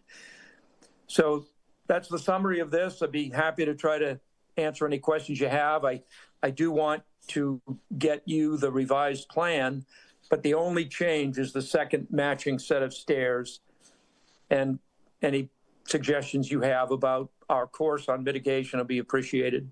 Thank you. Thank you, Bob. Angela? Yeah, I just want to piggyback. I walked this. This is an old school lot where they've really done nothing. It's got an undisturbed buffer everywhere else. And I'm going to ask this question. Are you removing that shed and getting that off of where it's right on that buffer line? Is that coming down? Are you cleaning that up? Well, I think it could be cleaned up, but I know there's been no mention of moving it or. Okay, I was just curious. Yeah, whatever you're doing was on the existing slab there, and we often do those cantilever extensions. I don't see any problems with that. And I'm actually going to suggest to the commissioners how they feel. I don't feel this even needed mitigation, because when I looked at this, I thought, what they're asking is so minimal on such a pristine area. This is not, to me, overreach at all. I wouldn't even request any, but I want to hear what the other commissioners have to say. But thank you for your presentation. Thank you, Angela. Any other commissioner?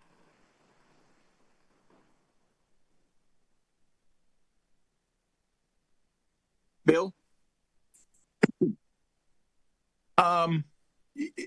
The cantilevered work really is not adversely affecting the resource. And to the extent that, you don't put hardscape on the ground, I feel like that's such a minor effect, especially in an area that it really is. It's all wooded. I mean, the landowner really has protected everything practically that they can. And there really does not seem to be. I was there, and it doesn't seem like a place where there is an opportunity for on-site mitigation. And going into it without knowing about the second stairs, I was thinking, for that little base of the stairs, it just doesn't seem like it's even worth worrying about the mitigation. So I think I'm sort of agreeing with Angela that we deal with things on a site-specific basis, and I'm glad I went there to be able to see how well the owner has managed the land, if you will, and protected the lake. So, putting in a second set of stairs, I mean, a lot of that stairs is going to be elevated as well going up. So Right. I don't know. I'm like, is it necessary? I'm maybe where Angela is. It's a very unusual case. Thank you, Bill. John?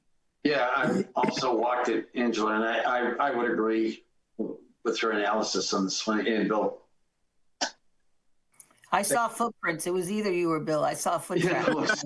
No. It was tough to get down there. A little scary to get down there, but we did it. So basically is, Rob, we probably not looking for mitigations planting here. So if you are going to submit a revised plan showing the second set of the stair coming down, I think we'll be fine.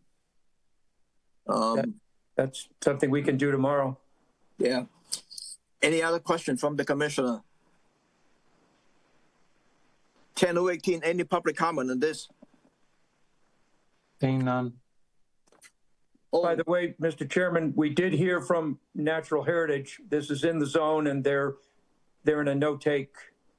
Yes, situation. I have the letter, and I forgot to read it. Under the Wetland Protection Act, the Fishery and Wildlife saying that this project will not adversely affect the actual resource area habitat of the state protected rare wildlife species. And then same thing under the MISA, this project will not result in prohibited take of the state listed rare species. So we are fine with that. So great. Could I have a motion to approve this project subject to receipt of a revised plan? So moved. Second. Roll call. Abadili. Aye. DeMello. Aye. Hearn. Aye. Shulik. Aye. Lee. Aye. Zampu. Aye. And Tangney, aye. That's unanimous, Mr. Chair. Thank you. Good luck. Thank you very much, and good night. Good night. The next NOI is Diego Babalonli, Pristine Cape Cod Homes, Inc., to demolish dwelling and shed at 23 Pleasant Hill Lane, Hyannis, as shown on Assessors Map 308, parcel 019. Dan? Good evening, Chairman Lee, members of the commission. For the record, my name is Dan Ojala. I'm a registered land surveyor and also a professional civil engineer with Down Cape Engineering in Yarmouthport. And we're helping Diego Babaloni out with a pretty straightforward request here. I'll bring up the screen. This is the outer riparian zone of the mighty river, unnamed creek that runs to the west here. There's a small ditch that we feel is an intermittent stream, but it's been a drought. It's dry now, but you can't prove it in a drought. So we're conceding that that's a river for the purposes of this filing. And what we'd like to do is just tear down this little home that's here. A picture being worth 1,000 words. I think we put this in. It's the chimney's in great disrepair. The back, if you went around it, there's a hole in a roof. It's falling down. It's really a hazard right now. So, and then in the way back, there's a little shed back there. So we tightened a work limit line up. You come in the driveway here, there's a work limit line down around the shed and back up. Again, the river is over on the west side here. So just tear down the home, fill in a little bit of rubble foundation, remove the shed and plant some fescue grass and get out of there. So that's I'll leave it there. I know it's a long night. There was a bunch of abutter opposition about the trees. We have no desire at this time to take down any trees. We're not, the work limit line is there. We want to tear down the house. That's what we asked to do. And that's what we'd like to do. I don't know how long they want to go on about trees, but that's the limit of what we want to do is tear down the house and the shed. And we would rather not have any strict prohibitions on anything, but we're not planning on taking down any trees. Thank you. Thank you, Dan. John? Yeah, I excuse me, because we got so many emails and concerns expressed by neighbors and folks in town. I want to clarify a couple of things, Dan, for my understanding in the record. The only question before us tonight is the request to remove that house and shed. That's it. Nothing else. Is that correct? Yeah, and then replant with fescues, just. And then clean it up. replant that area. Yep. Will that demolition require the removal of any trees? I think just the lilac shrubs in front, that's probably about it. But no trees? No, I don't think so. No. Dan, will it require the removal of any trees? No. Thank you. There may be future plans for this. I don't know. Obviously, that's not before us. We can't address anything that may or may not. But if more work is to be ever done on this property, it would have to come back for a commission filing. Is that correct? 100%. Okay. Then I'm clear on this. Thank you. Yep. Thank you, John, for the clarifications with Dan. Any other question from the commissioner?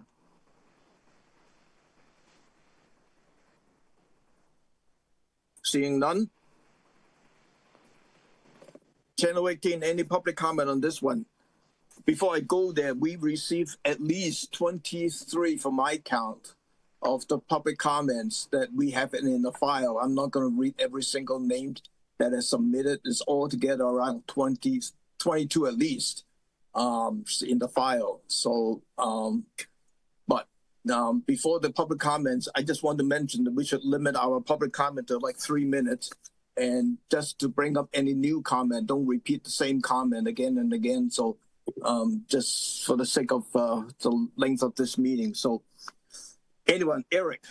And after Eric, if everyone else could if you could raise your virtual hand and we'll just get a queue going, that would be helpful. Thank you. Go ahead, Eric. Thank you. Thank you very much. First of all, welcome to Commissioner DeMello. Hope you're enjoying the proceedings. Regarding the comment that this is a river, we would like to note that this was disputed previously. So we would like to unify all of the other projects in this area and update them regarding the status of this river.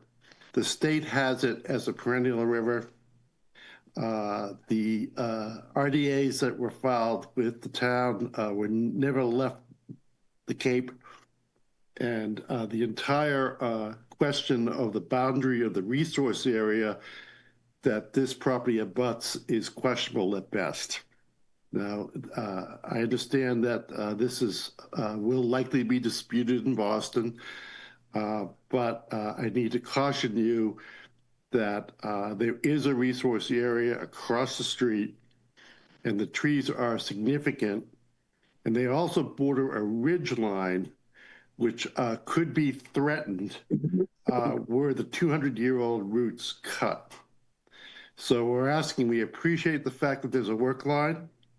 We would like to see it fenced, and if possible, have the tree stubs protected. That's the limit of our request this evening. The owner certainly has the right to demolish that property, although we consider it a detriment to the community. Thank you. Thank you. Anyone else? Channel 18, anyone else? Seeing no one else at this time. Okay.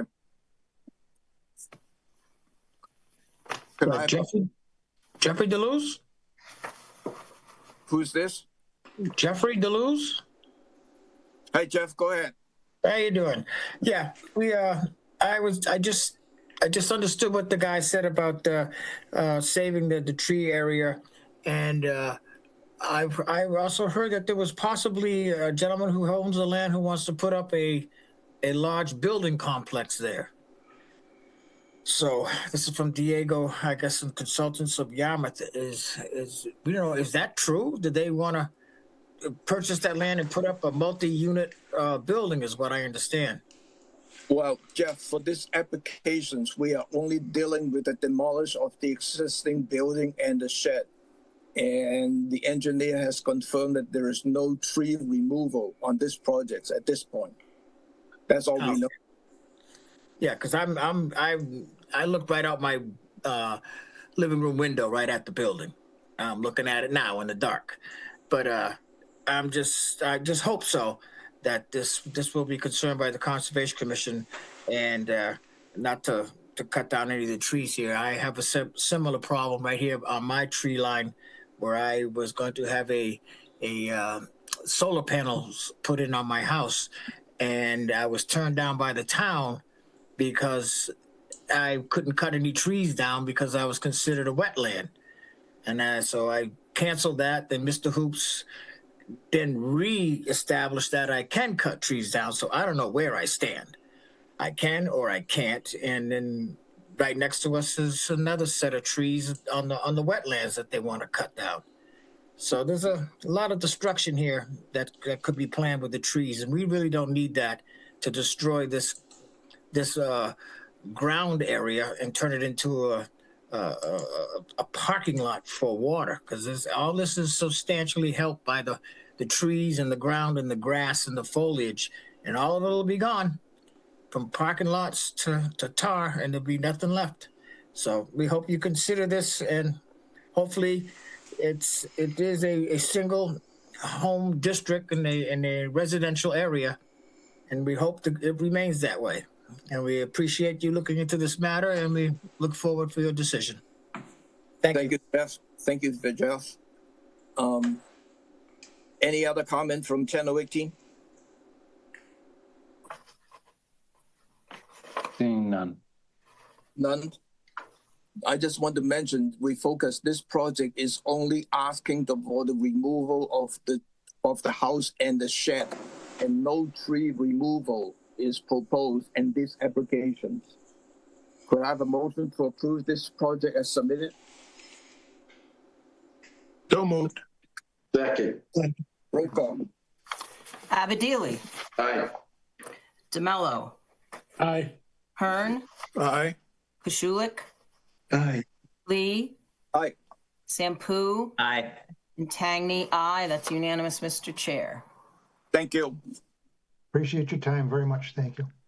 The last NOI of the evening is Julie Wolf site improvement to include constructions of a front porch, walkway and steps, expand garage, reconfiguring deck, replace retaining wall and driveway, mitigation plantings and restoration work, and vegetation management at 268 Indian Trail, Barnstable, as shown on the Assessors Map 337, Parcel 024.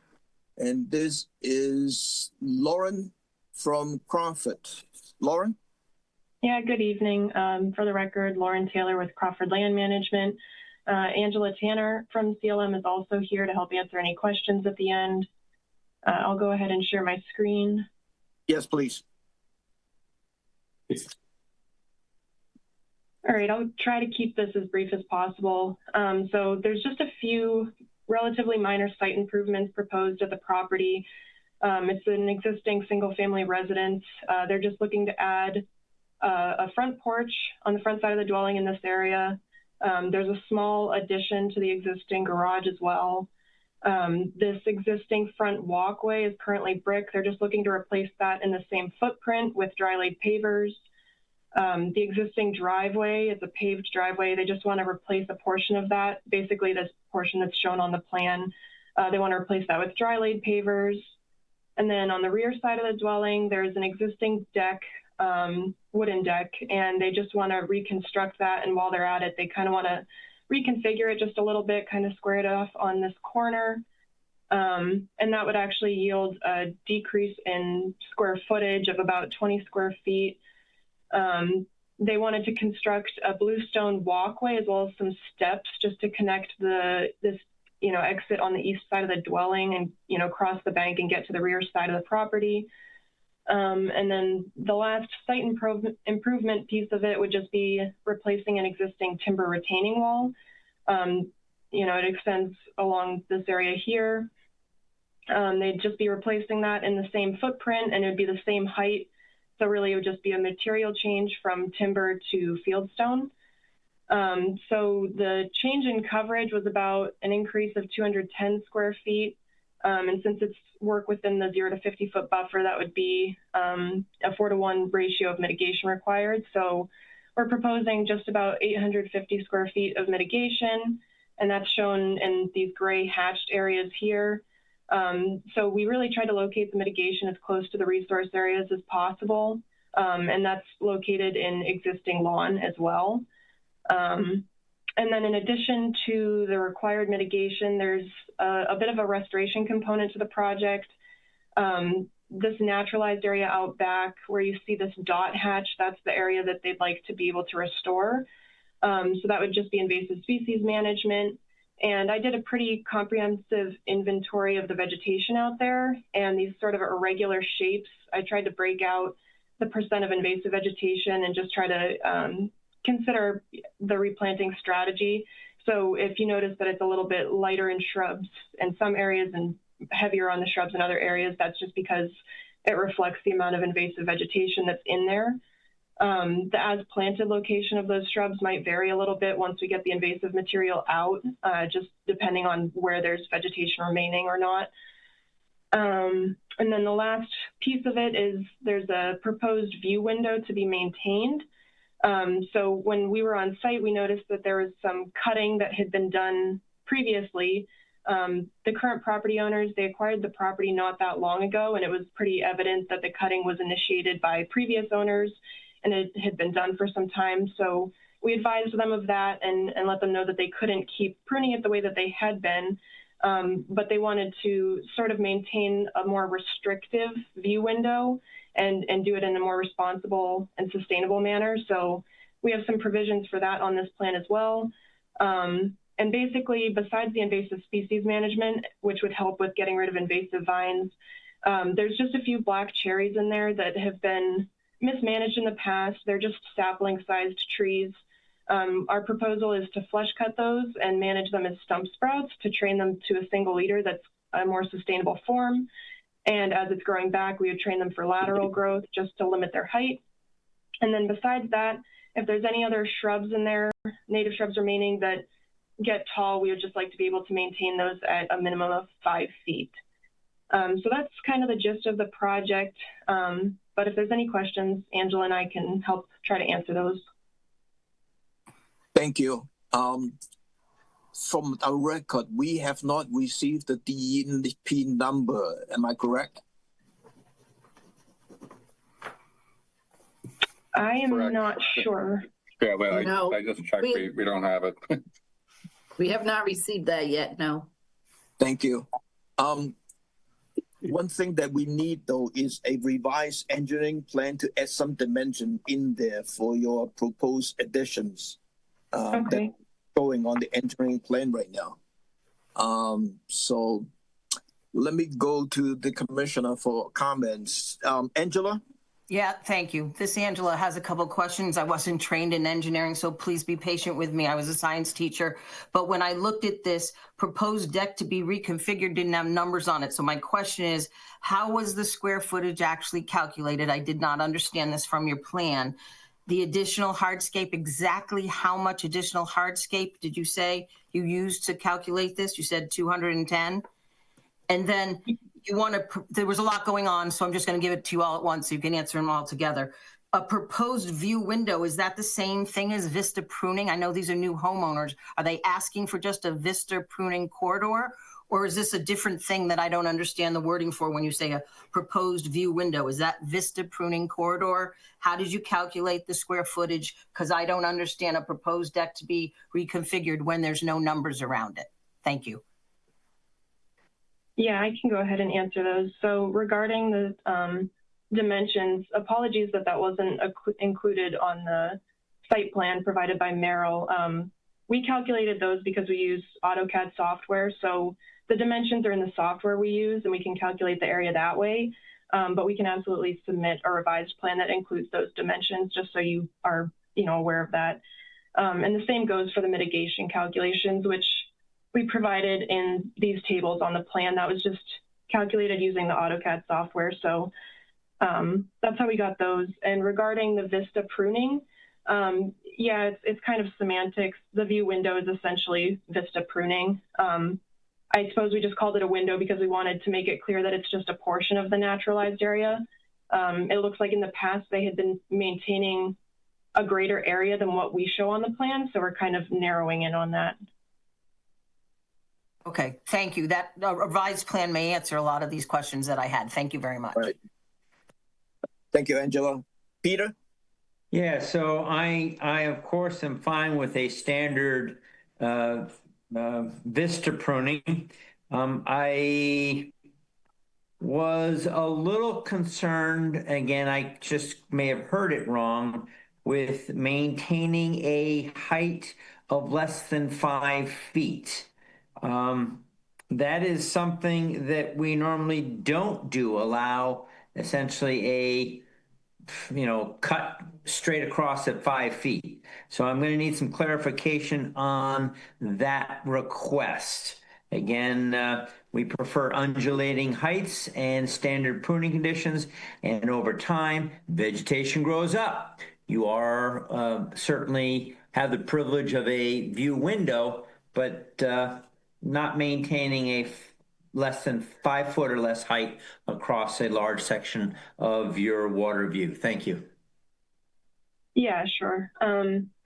So just to be clear, the only trees within the view, there was this large black cherry, which is kind of sparse down below. It's not really interfering with the view right now. And there's a couple of cedars back here. But besides that, the only trees in this area were the black cherry, which we had specific provisions for how to manage. Besides that, it was all native shrubs, or, that would be what's remaining is native shrubs. And we're not proposing to prune those lower than 5 feet. It would be 5 feet at a minimum. So it'd be essentially 5 feet or higher. And that would just be on an as needed basis. And we do say on the plan that it would adhere to specific pruning standards and that it would be overseen by an arborist. So the intent with that is, like you said, to maintain an undulating form, something more natural as opposed to something, like topping, which is essentially what they had been doing previously. It wasn't very carefully done. Yeah, so I can certainly understand Crawford's got good background in vegetation management and getting a leader to go, but I definitely want to see if black cherry or the red juniper, otherwise known as cedar, want to grow up more than 5 feet, you will let them do so. Right, that's right. The black cherry, as well as the cedar, would be allowed to grow. We would just be managing them as a single stem tree and trying to train them for more lateral growth, but inevitably they will grow up into the canopy over time. Yeah, and they wouldn't be maintained at a strict 5 feet height. Hold a second. Maintain, so you're saying lateral, trying to get them to grow laterally, that's horizontal to the ground, not going up. And then I think you finished by saying they're not going to go higher than 5 feet. Or am I misunderstanding your language? So sorry if that was unclear. The black cherry specifically are managed a little bit differently than the rest of the native shrubs that are remaining. So it'd be the black cherry that are being trained for lateral growth. And are they going to go, will you allow them to grow taller than 5 feet? Yes. Yes. Okay. So while you might try to stimulate lateral growth, there's no indication that you will be limiting their height. Correct? Right. With the trees, it would just be training for lateral growth and not trying to limit them to the 5 feet height. That would be more the focus of the native shrubs. Okay. And yep. Are you all set, Pete? Yeah, thank you. Any other questions from the commissioner? I do have a question. I guess it's a question. It may be a question to Pete. When we have a view corridor and we want it to be undulating, and we stipulate it's either 4 or 5 feet, but then it can go to 6. If you had a cherry in that view window, wouldn't we normally allow it to get trimmed at, call it 6 feet? That's a question. I'm not. Not to my understanding. Essentially, if you have a tree, it grows. You can take off and standard pruning certain limbs, but you. Oh, okay, right. I get it. And then you can, you would then be taking the lateral branches on the Right. tree that is now 12 feet tall. Right. I got you. Okay, thank you. Pete, I think the standard is that we can undercut, you can cut like 20% off. Is that right, Ed? I think that's the standard guideline. Yeah, it's 20 for trees. It's 20% of the canopy. That's how we've dealt with those, Bill. Right. Right. Okay. Under standard vista pruning. Right. So would be the standard vista pruning under that. Yeah. I think if you put that in there, Tom, you've got Pete's concerns covered. Right. The applicant needs to know that, though. It did sound to me like the cherry would be topped at 5 or 6 or something feet. No, but as part of the standard vista pruning, that he would have to go through with the staff to go over how much can they trim and all that stuff. Right. Good. Yeah. Thank you. I was confused by the language that was presented to us as well. Okay. Any other questions from the commissioner? None. Channel 18, any public comment on this one? Seeing none. So I'm thinking of a couple of things in here as far as the condition goes. Number one, we need a revised plan showing the additional dimensions that on the proposed improvement. And then we need an annual report for 3 years. And we also need a Crawford is the site professional. Any change in the site professional will require a written notification to staff and for review and approval. And the vista pruning will be a standard vista pruning. That means to meet with the staff before doing any site work. You see here. Oh, and then we need a continuance, waiting for the DEP number. So Lauren, is January 13th sounds good? Yeah, I think that should be, it should definitely be fine on our end. I'm surprised we haven't received the DEP comment yet. Yeah, but I think the 13th will be fine. Okay. So could I have a motion to approve this project with those conditions that I just mentioned? With the continuance for receipt of the DEP number. Only. Correct. Yeah. Okay. Yeah, so moved. I'm not talking about it again, boys. Anyone second? Second. Roll call. Abadili. Aye. DeMello. Aye. Hearn. Aye. Shulik. Aye. Lee. Aye. Sampu. Aye. Tangney, aye. That's unanimous, Mr. Chair. Thank you. Ed, I just noticed I make a mistake on Kevin Hasper Fraggerty. 739 Route 149. We don't have a DEP number. Do you mind to contact Rob to have a continuance on that? I'll contact Bob tomorrow morning. Yeah, thank you. We have 4 continuances. The first one is Stephen and Wendy D'Angelo to remove an existing ram and flow system and permit a new pier ram and float at 108 Long Beach Road, Sanderville, as shown on the Assessors Map 206, parcel 005. This is a continuance from November the 25th. Without testimony, Dan. Yes, good evening, Commissioners. For the record, Dan Ojala, Downcape Engineering. This is a pretty straightforward one. We've continued this a few times, and I do appreciate your patience on it. The neighbors had concerns with extending the pier out to the extent that we wanted.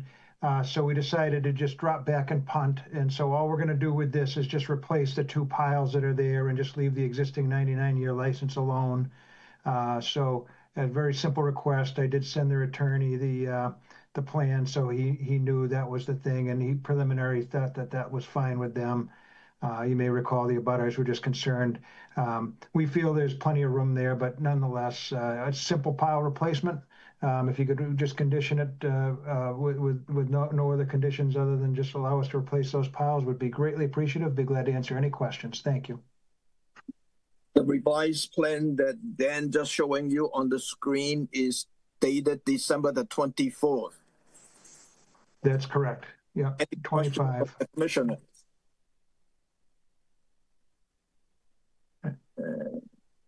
And it's titled Site Plan Showing Existing Ramp and Float with Piling Replacement Only. So I did change the title a little bit. Right. No comment from the commissioner? No, this is easy. Yeah, we received it in an email. We all got it. Thank you. Okay. Tom, just one question. Do we still have to wait for Waterways to officially give us a nod on this one? Or I did send an email out to Harbor Master this morning, but I have not heard back yet. Do we really need to do that at something like this? I don't know that it's that important at this point, since they're going back to existing. Yeah. Existing license. I'm asking. I wouldn't think so myself for my 2 cents. Yeah. Not either. I don't think so, but any public comment? Dan Bailey, I saw your hands up. Thank you, Mr. Chair. My name is Dan Bailey. I'm a land use and environmental attorney at Pierce Atwood in Boston. I represent the abutters on either side, David Wallace and the Cushing family. And, you know, we much appreciate the changes that have been made to the plan to scale it back a bit and, you know, reduce some of the congestion.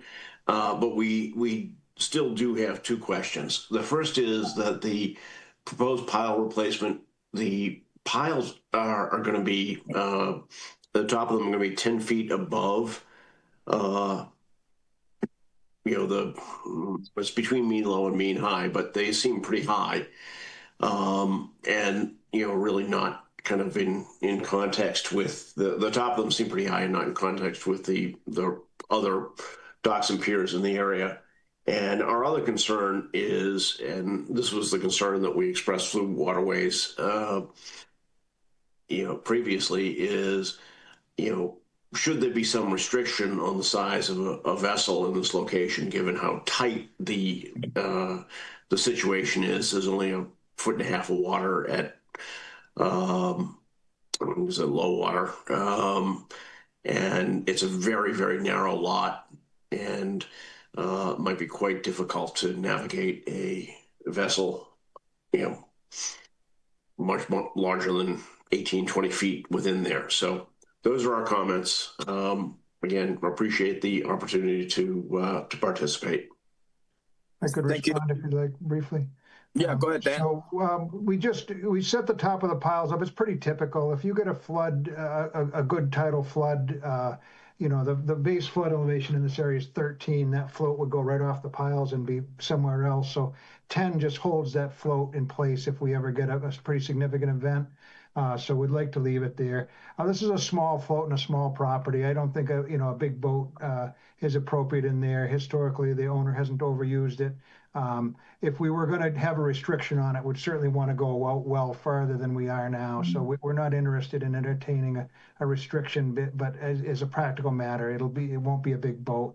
And I don't think typically the commissions do, when you're not expanding whatsoever on a pier, start imposing boat sizes. So if we were going to do that, we'd withdraw the application and not even replace the piles. So that's a non-starter. But again, it's not typically done, and the piling height is just, I think, reasonable, replacing those kind of flimsy ones that are there. And it's a good, safe height, and we'll be good neighbors. Thank you. Thank you. Any other public comment? Chandler Wick team? Seeing none. None? Could I have a motion to approve this project with the revised plan date December the 24th, 2025? So second. Roll call. I'll second Pete. Roll call. Abadili. Aye. DeMello. Aye. Lee. Aye. Schulich. Aye. Sampu. Aye. And Tangney, aye. It was opened when you weren't here, Bill, but that's unanimous for all of us who could vote on it. Thank you. Thank you. Appreciate your time. Thank you, folks. The next continuance is Laura Bass Trust, Trustee 364 Wino Avenues Realty Trust, to permit a proposed pier ramp and float for non-motorized use at 270 East Bay Road, Osterville, as shown on the Assessors Map 163, parcel 010. This is a continuance from December the 9th without testimony. I think the quorum is everyone. John? Yes, good evening, John O'Day from Sullivan Engineering Consulting. Also in the meeting room is the applicant and attorney John Kenny. I will bring up the plan for you. This is a waterfront parcel of land on East Bay Road. I'm sorry, I just have to move some buttons around here so I can see. This is immediately across the street from the primary dwelling site of the applicant. There are 5 similar situations heading sort of east towards Dowses Beach, which have all been before this commission at various times between 1999 and 2014. We are here this evening seeking approval for a boardwalk, pier, ramp, and float. This is a 4-foot wide, 113-foot long boardwalk. This will be elevated above the marsh. Graded decking will be utilized. There's a 7-foot section of what would be considered pier as it's below mean low water. And then extending beyond that would be a seasonally deployed ramp and an 8 by 16-foot float. This is proposed for non-motorized use given the water depths. This is a design and a proposal that we believe is fully compliant with the Commission's pier regulations. I think with that, I'd be happy to answer any questions about the proposal. Thank you, John. There's a couple of things I just want to mention. One is the DMF has no comment on this one in terms of the sequencing timing and the method for that. But we have a Division of Marine Fishery has a number of comments on this one. The first one is DMF has recommended the use of alternate waterway access to provide a private dock and pier where feasible to limit the dock proliferation and associated cumulative environmental impact. So that, and then a new pier and flow have the potential to negatively impact the nearby shellfish resource and fishery in a variety of ways. And so you can read that in the notes in the file. And DFF conducted site-to-site study, field study to assess the relationship between the shading, marsh growth, and they normally recommend a height to the width ratio 1.5 to 1. That is typically mentioned, and reduce the next one is reducing the pier width to 3 feet, raising the pier decking to 5 feet. And then the other one is the flow stop at 2.5 feet at least. And then if approved, any activity requiring a barge should be restricted to 2 hours before and after the high tide to prevent barge grounding in the mapped shellfish habitat. If approved, that the fuel spill from refilling and for construction equipment will adversely impact the sensitive resource area. Impact to resource area can be avoided by prohibiting all land-based equipment from being refilled on site. If equipment is refilling on site, adequate containment and cleaner material should be required to minimize the impact. And we also received the Shellfish Committee of opposing this project. The Natural Resource and the Shellfish Committee are in complete agreement that this dock priorities personnel use at the expense of a substantial shellfish environment. A project of this scale to only reach 6 inches of mean low water would be a burden to our shoreline. East Bay is home to naturally growing and sprawling oysters, the only area in town where this happened. The bottom is solid and conducive to shellfish recruitment, and the Natural Resource Survey graded an 8 out of 10. Also worth noting to the town is the town agriculture program is less than 10 feet away from where the proposed project will be placed. I encourage you all to put the health of our shoreline first and then instruct the applicant to either utilizing what they currently have or to place their vessel in a dinghy storage at 230 East Bay Road. I think that's all the comment I have. One question, John, is this a permanent pier or a seasonal pier? The ramp and float would obviously be seasonally removed. The boardwalk over the marsh would obviously be a permanent structure. It was our request that since there's only 7 feet of pier, to just leave that with the boardwalk and only take away the ramp and float is what our proposal and narrative had suggested. Thank you. That's what I read, but I just want to confirm what I read. Question from the commissioner. Pete? Yeah, I again fish and go for blue crabs all along this section. Fish from shore and go for blue crabs in August. The comments made from our Natural Resources and Shellfish Committee. I mean, I launched my boat just up the street at the East Bay boat ramp where they've got all kinds of kayaks and dinghies. That's really close to this. I really don't see a need for the applicant for, water that is going to be probably, it's going to even be hard to launch a kayak from there at certain times of the tide. I really don't think this dock is needed there. Again, access to the water for non-motorized craft is just up the road, and I have a hard time seeing the necessity for this. Oh, one other thing too, the DMF requests that the float stops be at 2.5 feet above the sediment means that for a bunch of this tide, the dock, the float is going to be significantly elevated off the water. So I don't know how you're going to get into a kayak or something with an elevated float. So I'm having a hard time seeing the utility and necessity for this. Thank you. Thank you, Pete. If I could just respond to that.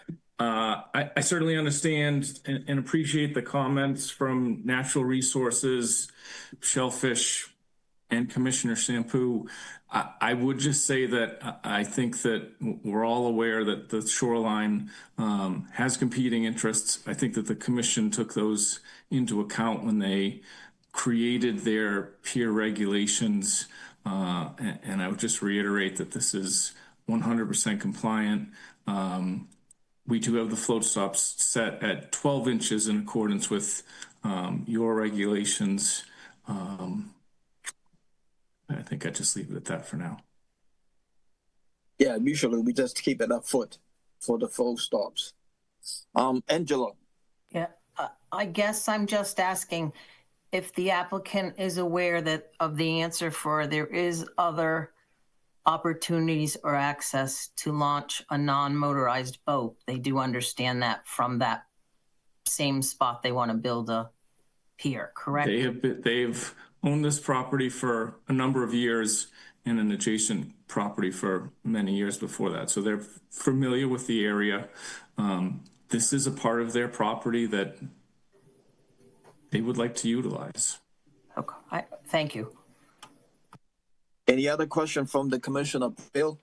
I'm just sympathetic to what Pete was saying, and I feel kind of torn about this project. That's all. Thanks, Bill. Any other comment or question from the commissioner? John?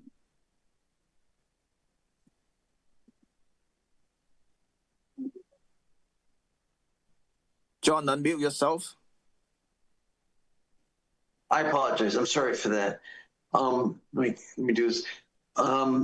As I was walking that whole area, and we've been out there a lot, as you know, with requests and dock requests and things, it looks like there are similar docks all along that same body of water within very close distance, doesn't it? Is that right? Was I looking at the right thing? There's about 5 other ones between this and Douse's Beach. And they're built about the same? They're all about the same sort of total length. Some of them have a little bit more pier and a little bit less boardwalk, but in terms of how far out they're kind of extending, they're all the same.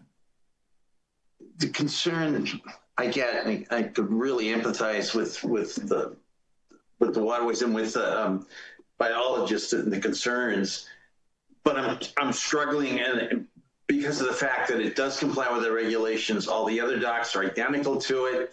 The fact that there may be an option available isn't a relevant criteria under the law. It's whether or not it complies with the regulations, or we could find a good reason to say it doesn't.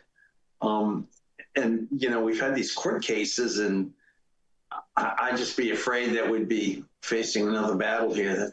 That's my concern, guys. That's all. Thank you, John. And John, that's my dilemma. I mean, I sympathize totally with both you and Pete's argument. I'm going, you oppose it. You know what? I don't know. It was interesting. Your comment struck home with me too, Bill. It's just a shame, like why? You sort of shake your head. Shake your head. Yeah, we also have, trying to learn it from the challenge that we have in terms of our regulation and so forth. So, I totally understand where we are and where we are going in the near future. So, if there is no comment here, let me go to the public. Channel 18, any more public comment on this one? Seeing none. None. So, John, the only thing that I'm thinking, we probably approve it, but we are not going to allow for future motorized boat for this pier. How in the future? So that would be the only condition in there. And don't we require a sign head at the end? That would be a standard DEP signed. Yeah. Okay. That's a boilerplate. Right, Ed? Yes, that's correct. We always get them to put a sign up that with the address, the DEP number, and any limitations. Okay.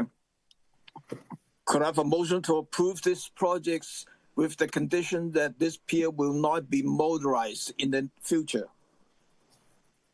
So moved. Second. Roll call. Abadili. Aye. DeMello. Aye. Hearn. A sad, reluctant aye. Lee. Aye. Kashulik. Aye. Sampu. Abstain. Tangney, another sad aye. It passes. Thank you. Good luck, John. Thank you very much, everybody. Appreciate your time tonight. The next continuous is Mass Autobahns, enhancements and restorations of 76.5 acres of salt marsh within the Great Marsh Wildlife Sanctuary at 2450 and 1452 Main Street and 89 Shepherd Way, Barnstable, as shown on the Assessors Map 238 Parcel 005-002, Assessors Map 258 Parcel 017, and Assessors Map 237 Parcel 021. This is a continuance from December the 9th without testimony, and the quorum is everyone. Mary? Yes, thank you very much. I'm Mary Rimmer from Rimmer Environmental Consulting. And with me here, I believe, is Sarah Grayboys from Mass Audubon and Alex Patterson from EA Engineering, representing the project. And we have a presentation for you if time allows. We'd like to share that with you. Okay. I'll go ahead and get that started. Thank you.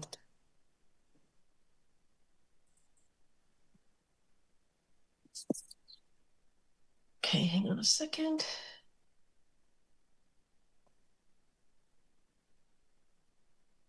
Sarah, are you there? Yes, okay. I'm here. Hello, everyone. My name is Sarah Grady. I'm the senior coastal ecologist for Mass Audubon in our ecological restoration program. And today we're going to be presenting to you our Barnstable Great Marsh Restoration Project. So we are the project proponents, Mass Audubon, and we have here today with us representatives from EA Engineering, who have been doing survey and engineering on this project. The design for the project was through Northeast Wetland Restoration. Mary Rimmer from Rimmer Environmental Consulting is handling our permitting, and our funding comes from the Mass Department of Fish and Game through the in lieu fee program. And so the project boundary is our Barnstable Great Marsh Sanctuary, the salt marsh portions of that sanctuary property. And I'll just quickly go through some of the permitting process that we've completed and yet to complete. This project has extensive review. We did receive a MEPR certificate, including an EIR waiver. Obviously, we're here for an order of conditions under your Wetlands Protection Act and local bylaw. We need a 401 water quality certificate, Chapter 91 license. We've had our MESA review, and I believe you have a letter from MESA regarding, actually, no, we're still waiting on that. We do have a letter from the Division of Marine Fisheries with positive comments on the project, and we need 404 Army Corps authorization, Mass Coastal Zone Management, consistency review, and a mitigation plan, project plan for the in lieu fee program to finalize that process. So the point here is that there's been a lot of eyes on this project, and we are following along in the footsteps of other projects that have used these similar restoration techniques, the U.S. Fish and Wildlife Service, the trustees of reservations, mostly occurring on the Great Marsh on the North Shore. And what the project is intended to do, and this is just a cartoon image of the extent of agricultural infrastructure in the marshes historically, but the project is attempting to address some of the lasting legacy impacts from the historical use of agriculture on our salt marshes. So what we have been trying to do is come up with a solution to the problem, which is that these the remnants of these historic agricultural dishes and embankments and other structures that were installed in the marsh have resulted in significant changes to marsh hydrology. And these ditches, when they're not maintained, become clogged and cause ponding and not allowing full tidal exchange. And these changes are exacerbated by the sea level rise that we're experiencing now.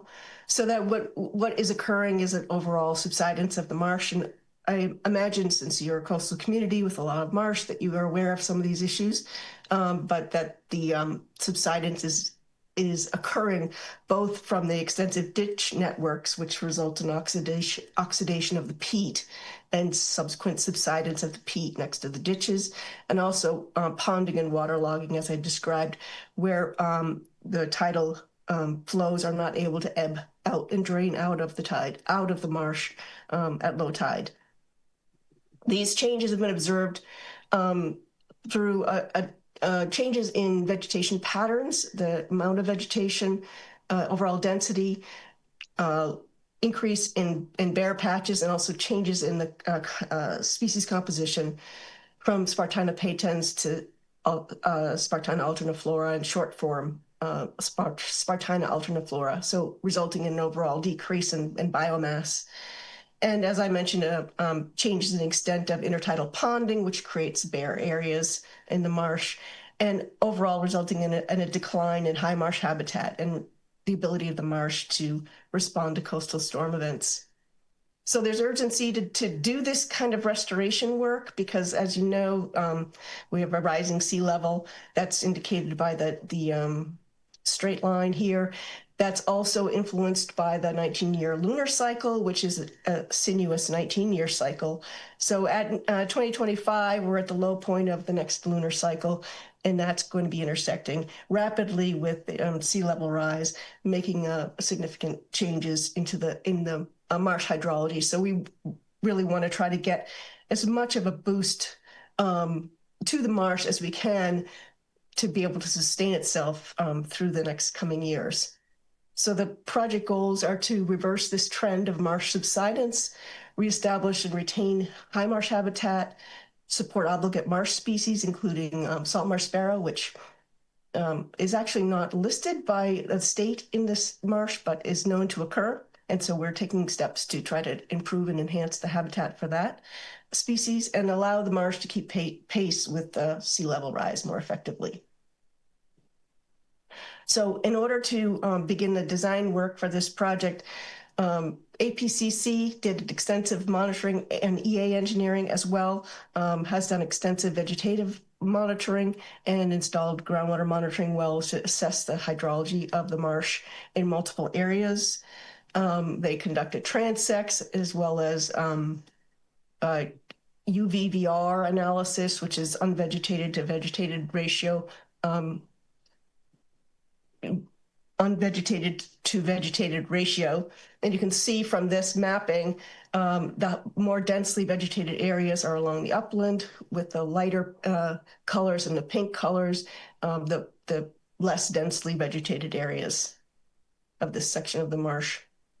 So what we're attempting to try to do is use nature-based solutions to improve the hydrology of the marsh. This is a typical farmer's ditch on the left-hand side with the groundwater discharging into the ditch. And the idea is to abandon some of the ditches, not all of them, but select ditches that are not necessary to maintain overall marsh hydrology and allow them to revegetate. This first restoration technique is called ditch remediation, and it involves placement of hay into the ditches in lifts in order to allow some of the ditches to revegetate. This work is done entirely by hand. So you'll see there's a 20-foot or maximum 20-foot wide swath of vegetation is mowed along the edge of the ditch. And this hay is placed into the ditch and secured with twine. And it's installed in 6 or 9 inch layers that are installed around 6 months apart so that there's sediment that's allowed to accumulate through tidal flow into the ditch to compact and create the peat before the next layer is installed.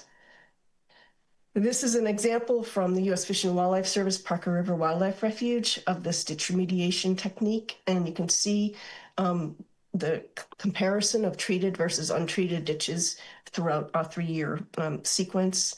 And by year 3, the ditch was entirely vegetated across. So the ditch, the hay needs to be placed into the ditch close enough to the surface so that the sunlight can penetrate and allow vegetation to grow. And as the vegetation begins to grow and become established, it then builds up its own peat. This is a typical ditch remediation detail showing the various lifts of hay that are required to be installed and the vegetation of the ditch once the work is completed. You can see from this is aerial imagery that this is the condition of the marsh now in this area. There are substantial areas of unvegetated areas and ponding. These little lollipop-shaped pools are not a natural feature, but are developed as a result of these deep ditches that have been clogged. The second restoration technique is called runneling, and that's excavation of shallow swales in the marsh to lower the groundwater elevations in the marsh. What's happening is that the zone of saturation is very high in certain areas of the marsh, resulting in a very low plant density. And so by constructing a shallow swale and allowing some of that groundwater to drain off, as well as the ebbing tide, you can lower that zone of saturation and improve the density of vegetation. So this technique uses typically an excavator, although some of this work is done by hand as well in the more remote portions of the marshes. It's in this particular case, we have a custom bucket that's trapezoidal shaped to create the exact dimensions of the ditch, the runnel that's intended to be created so that there's minimal excess excavation. And then the material that's excavated from the ditch is placed alongside in small mounds called microtopography. And these mounds then become revegetated and provide viable high marsh habitat for species such as salt marsh sparrow. So it's a beneficial reuse of the excavated material so that no material actually leaves the marsh surface. This is a typical section of one of the runnels that range from 30 to 36 inches wide and 8 to 10 inches deep. They typically are narrower and shallower at the upper reaches of the runnel and then widen and deepen slightly at the discharge point so that they maintain a positive slope. And then, as I mentioned, the work is also intended to benefit salt marsh sparrows, which are declining at a rate of about 9% a year, according to the Atlantic Coast Joint Venture. And their habitat is threatened because they rely exclusively on high salt marsh habitat for breeding. And the Barnstable Great Marsh is one of 4 priority marshes for salt marsh sparrow on Cape Cod.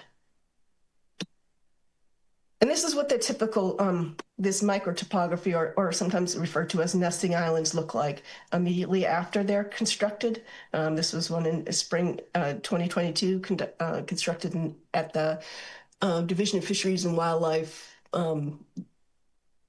Kent Island property in Newbury, Mass. And it quickly became vegetated by the fall of that year. With early colonizer species like Salicornia, and then you can see by the following fall it was fully vegetated.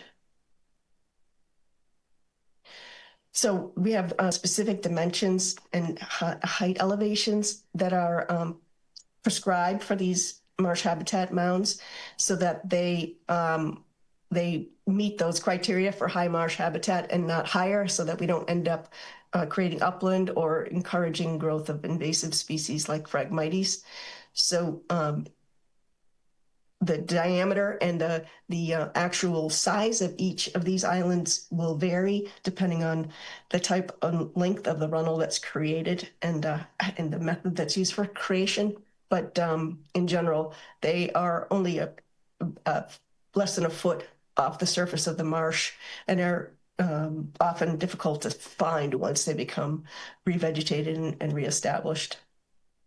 So this is just a quick work area table to give you an idea of the total amount of work that's proposed for ditch remediation. As mentioned, that's mostly handwork except for the mower, and that's 15,000 or so linear feet of ditch remediation that's proposed. That'll be occurring over at least a 3-year cycle. I believe it's a 3-year cycle, Sarah, because of the sequencing that has to happen where the ditches are treated 6 months apart in individual lifts. And then the runnel creation, which is 3,384 linear feet with a total work area of about 9,475 square feet. And then those are divided into what we call priority 1 and priority 2 runnels. And through the MIPA process, Coastal Zone Management and Mass DEP requested that we implement only priority 1 runnels and then pilot priority 2 runnels separately. So the difference is that priority 1 runnels are occurring in areas with advanced subsidence. That means that there's a distinct lowering of the vegetation density, ponding, and advanced subsidence conditions. Priority 2 runnels might show initial evidence of decline, but have not reached priority 1 conditions yet. So in order to get this project through MIPA, Mass Audubon agreed to do only half of the priority 2 runnels that are proposed at the site. There are 25, I think, proposed altogether, and we would pilot 12 of them to begin with and monitor those and see whether or not the conditions improved for those priority 2 runnels, or whether they were necessary or not. So we would have to wait until at least 2 years after initial installation of the priority 2 pilot runnels before getting the approval to continue with the remaining 12 runnels. So in terms of the timing and schedule, most of the work is occurring during neap tide cycles, and we're intending to comply with all the time of year restrictions that might be imposed by natural heritage. The timber mats are typically used. All the equipment is low ground pressure equipment at 3 psi or less. And typically timber mats are used to minimize peak compression and allow the equipment to operate from the mats, which are leapfrogged out into the to the site. The sites that I've worked on, they've operated with just 3 mats, so they're not extending mats and leaving them on the marsh. They all come off every day, as with the equipment. And the equipment staging will be in an upland area. There's no refueling on the marsh, and we have a very extensive pre and post implementation monitoring plan that was required to be included. That includes both construction monitoring, with an environmental monitor present on site that meets the DEP qualifications for at least 5 years of wetland restoration experience, and then also post-restoration monitoring to determine the success of the restoration actions. And then we also had to provide detailed corrective actions should anything go wrong, explain what the measures would be that would be used to rectify those situations. This is an example of our success criteria table that was reviewed by, as I said, CZM and DEP through the MIPA process. And we went through each of the restoration methods, the ditch remediation, the runneling, and microtopography islands, and provided year 1, year 3, and year 5 targets for success, and then listed all the corrective actions. And as part of this corrective action plan, some of the corrective actions require additional review by state agencies, and others could be implemented simply by following the pre-established non-reporting plan. So at this point, I can go through the project plans themselves and project those, or I can open it up for questions, whichever you prefer. Anything, let me read a couple of things, and then we'll go to the questioning from the commissioner. The Division of Fishery and Wildlife, under the Wetland Protection Act, this project will not adversely affect the actual resource area habitat of state-listed rare species. Under the MISA, it mentioned about there's two species that need to be protected. One is a saltmarsh sparrow, and the other one is northern diamondback terrapin. There's a couple of conditions mentioned in that letter dated December the 12th. Those conditions should be on that on the other conditions. And then the DMF is saying that there is no additional comment on this sequencing, timing method, and so forth. Any question from the commission?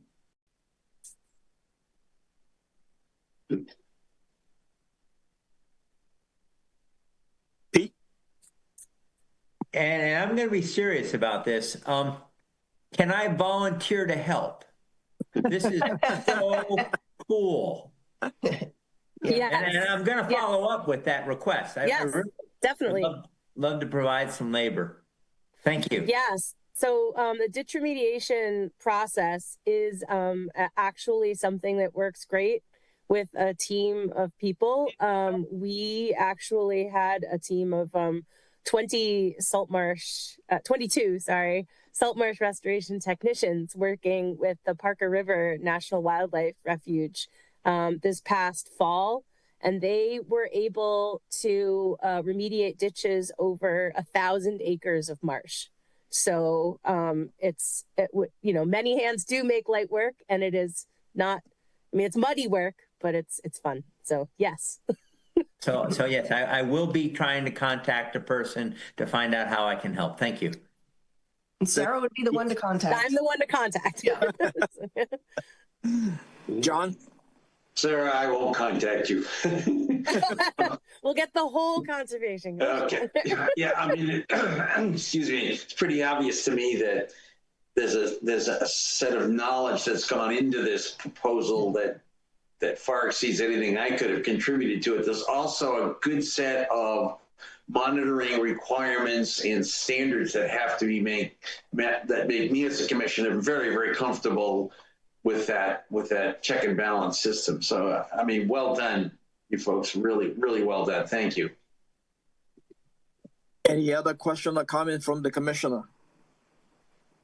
Yes, I've got one, Tom. It's more for my own edification than anything else. Yeah. But with the salt marsh sparrow mounding with the depositions you're making, you will allow those if they don't revegetate on their own. You'll be planting them as according to your narrative. But I just have a question as to, do you have any sense of longevity of those areas? I mean, as we've alluded to before, the Great Marsh is an area that is prone to heavy amounts of ice occasionally that tend to scrape an awful lot. So I'm just trying to, that between that and the typical high tides that we will often get, and moon tides and things that we get, is there any information about longevity of those nesting islands? Yeah, we have a little bit of information on that because we fortunately are able to piggyback on some other projects and some earlier efforts to do these kinds of restoration methods.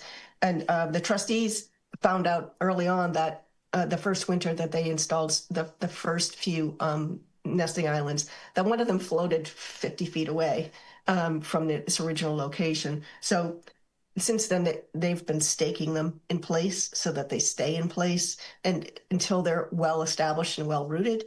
But we don't have data on long-term because this is a new technique and is just being implemented now. So we're in year 3, I think it is now, for implementation, or 2 years, second year actually of implementation for some of these projects. So still early on. The techniques are new enough so that DEP was not ready to qualify this work under their ecological restoration program, streamlined permitting. So it's filed as an ecological restoration limited project. So we do the standard order of conditions. But I think down the road, as more information is provided and known about how to condition these projects, it will likely become an ecological restoration category in the future iterations of the regulations. Okay, and so that, I guess that's my other question. It's there's some sort of an artificial base that the depositions are placed on. Is that the idea, or do you put the deposit the spoil right on the marsh surface? It goes right on the marsh surface. Right, and there's seed stock obviously in the material that they're excavating, because some of this is cutting through, marsh material, and some of it is in areas that are very saturated. The material is kind of soupy, so it goes down as sort of more like a thin layer deposition project. So it's still redepositing the sediment and allowing that accretion to occur, but it may not be a full mound. So we're getting away from calling them nesting islands because they're really not. It's more microtopography and creating high marsh habitat. That's the intention. If we don't have evidence of Saltmarsh sparrows nesting in these areas yet, but hopefully they will. And then I guess finally that's the other question, and I apologize. I read through so many things in the last day and a half. I'm sort of lost as to where I read it. But when you are doing the runneling, you're going to be using that spoil for the mounds. I assume you're placing whatever you're taking out in a day is what you're placing in a particular mounded area. You're not leaving it someplace else and then removing it again. It's correct? a one-time deposit. So that's a critical,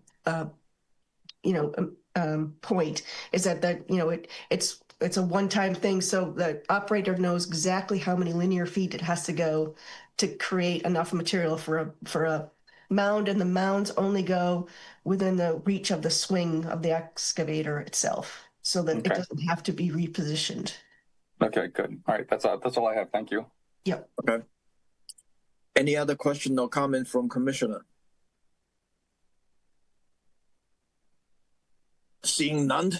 Channel 18, any public comment on this one? Seeing none. None? So Mary and Sarah, I'm thinking about the following conditions. Number one, those conditions that mentioned about from MISA that would be part of this order of conditions. And then secondly, we would need a construction protocol to be prepared by the contractor at least 4 weeks before the pre-construction meeting. And this meeting will be attended by our staff and the natural resource staff, so they understand what's going on in this project. And Mary will be the professional for the record on this project. Any change of the professional, we need a written notifications to the staff or to the conservation administrator for review and approval. That would be Sarah. Yeah. Okay. Sarah. Yep. Yeah, I'm the yes. Yep. So okay, Sarah. Yeah, I'll be the wetland professional. And then we need an annual report for 3 years. And then if you have any report that for the DEP and CCM, we would like to get a copy for that for our record for the performance stuff that you mentioned. Mm-hmm. Sounds fair? That sounds great. Yeah.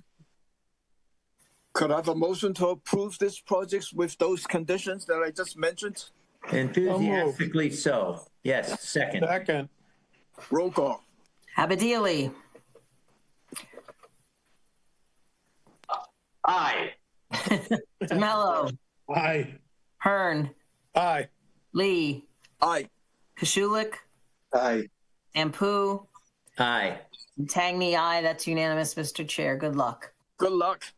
Thank you very much. Thank you so much. Yep, Good job. The next continuance is Jerry's Servants to construct a seasonal dock with stairs to water and invasive species removal at 1031 West Main Street, Sandyville, as shown on the Assessors Map 229, parcel 06061. This is a continuance from December the 16th. And the forum is Angela. Is it everyone? Yes. Yep. Okay. Is this the one that still needs a letter too? We have the letter from the NHSP letter. Okay. Roy. Yes. First of all, this is Roy Okarowski from WRS Engineering, and I apologize for the background noise because I was delayed and I'm in an airport. We're here representing Jerry and his family who purchased this property in the last year. I'm going to do a screen share. Work like down there. Can everybody see that? Coming up. Maybe there. Yep.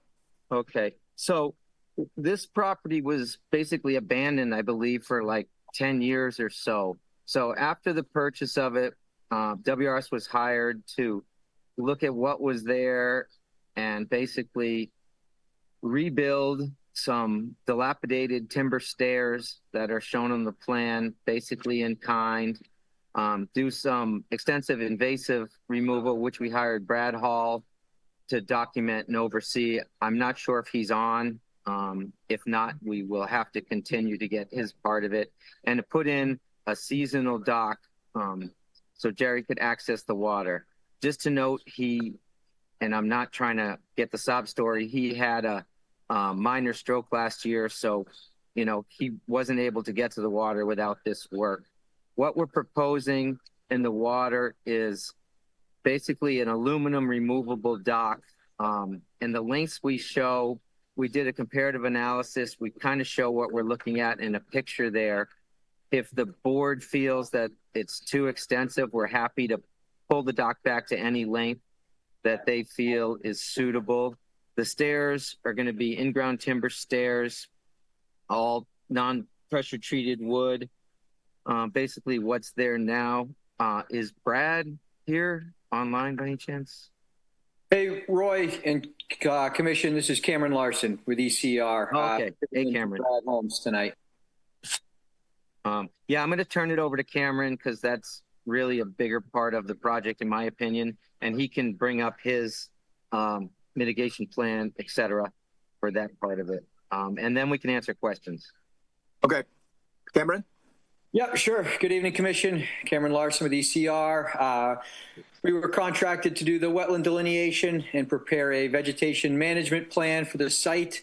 Obviously, we have the inland bank to the pond there and a small wetland fringe. Roy had approached us with this project and had requested a management plan in an attempt to provide an overall betterment to the property. We did an evaluation of the site. We identified numerous invasive species within the buffer zone to that pond, including Morrow's honeysuckle, multiflora rose, and then quite a bit of the oriental bittersweet vine. So what we're proposing is fairly straightforward, the treatment and removal of these woody invasives. We're proposing a targeted approach with herbicide, what's commonly known as the cut and paint method, where the woody invasives are flagged in the field. They are flush cut at the base of their stems, and then those newly cut stems are painted with herbicide. This approach allows for us to target only the invasive plants and avoid any spreading to other native plants in the area. So the treatment will be done, invasives will be removed, disposed of off-site, and then the area will be evaluated and native plants will be planted to replace what was removed. So we've provided a detailed methodology for this work that's been included with the application. That includes a plant palette with various array of native species that would be appropriate for this site. This work is proposed within the buffer zone only, so we're not proposing any work within the along the edge of the pond or that wetland. There really are the invasive don't really encroach into the wetland itself. These are upland invasive species. So in addition to that, we are calling for some vista pruning. The property owner was seeking some pruning of some of the mature vegetation to obviously get a vista of the pond there. You'll see in some of the photos in the application, there's somewhat of a vista established where these stairs will be going. So the intent would be to maintain that, and of course following the vista pruning guidelines of the town. I think that covers what ECR had prepared as part of the submittal, and we'd be happy to address any questions that come up. Thank you. We have received a letter from Fishery and Division of Fishery and Wildlife under the Wetland Protection Act. There is no determined that this project will not adversely affect the actual resource area, habitat, and state protected wildlife species. Under the MISA, it mentioned that it must be conditioned to avoid a prohibited take on the state listed species. And then it mentioned about 4 conditions that in the letter. This is dated December the 23rd. So those conditions are just the authorization durations, the use of the native species and restorations or the risk stabilizations. And then the last one is the herbicides, direct applications. So those are the conditions that in the letter. Any questions from the commissioner?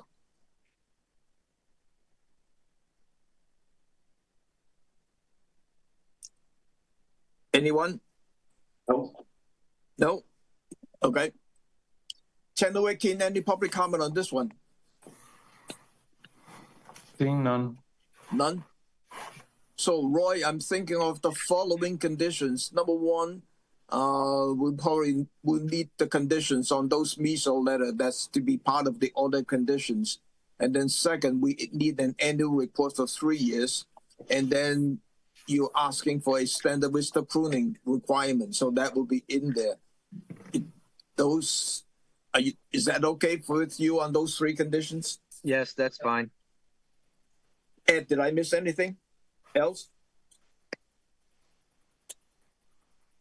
Well, I'm just looking through all my notes scattered all over the place here, but no, I think you've got it with the NHESP and the annual report and standard vista pruning. So. Okay. Could I have a motion to approve this project with those conditions that I just mentioned? So moved. Second. Roll call. Abadili. Aye. DeMello. Aye. Hearn. Aye. Lee. Aye. Kashulik. Aye. Sampu. Aye. And Tangney, aye. That's unanimous, Mr. Chair. Thank you. Thank you for your time. The last continuance is Stephen and Brisney Tosanek to construct a seasonal dock and replace stairs and retaining wall at 1017 West Main Street, Center, as shown on the Assessors Map 229 parcel 060. This is a continuance from December the 16th, but we're still waiting for the letter from NHSP. So the applicant has requested for a continuance to January the 20th without testimony. Could I have a motions to continue this applications to January the 20th? So moved. Second. Roll call. Abadili. Aye. DeMello. Aye. Hearn. Yeah. Aye. Lee. Aye. Kashulik. Aye. Sampu. Aye. And Tangney, aye. That's also unanimous, Mr. Chair. We have 4 sets of EC certificates of compliance. The first one is Adam Hostel, SE3-6012. The second one is Matthew Berry, SE3-5839. The third is David and Cynthia Cowan, SE3-6102. And the fourth one is the Barnstable County, SE3-6273. Could I have a motion to approve? So moved. Second. Roll call. Abadili. Aye. DeMello. Aye. Hearn. Aye. Kashulik. Aye. Lee. Aye. Sampu. Aye. And Tangney, that's unanimous. And we have 1 set of minutes, November the 18th, 2025. I make a motion to accept the minutes for November 18th, 2025. Second. Roll call. Abadili. Aye. Mello. Aye. Hearn. Yeah, abstain. I wasn't there. Nope, sorry. Kashulik. Aye. Lee. Aye. Sampu. Aye. And Tangney, aye. That's unanimous. The minutes have been accepted. Our next hearing is at 3 p.m. on November the 13th. Could I have a motion to adjourn? So moved. January 13th. Yeah, January 13th. It's getting late, Jeff. Roll call. Second. Roll call. Abadili. Aye. DeMello. Aye. Hearn. Aye. Kashulik. Aye. Lee. Aye. Sampu. Aye. Tangney, aye. Is that 10 o'clock on the dot? 10 o'clock. 10:01.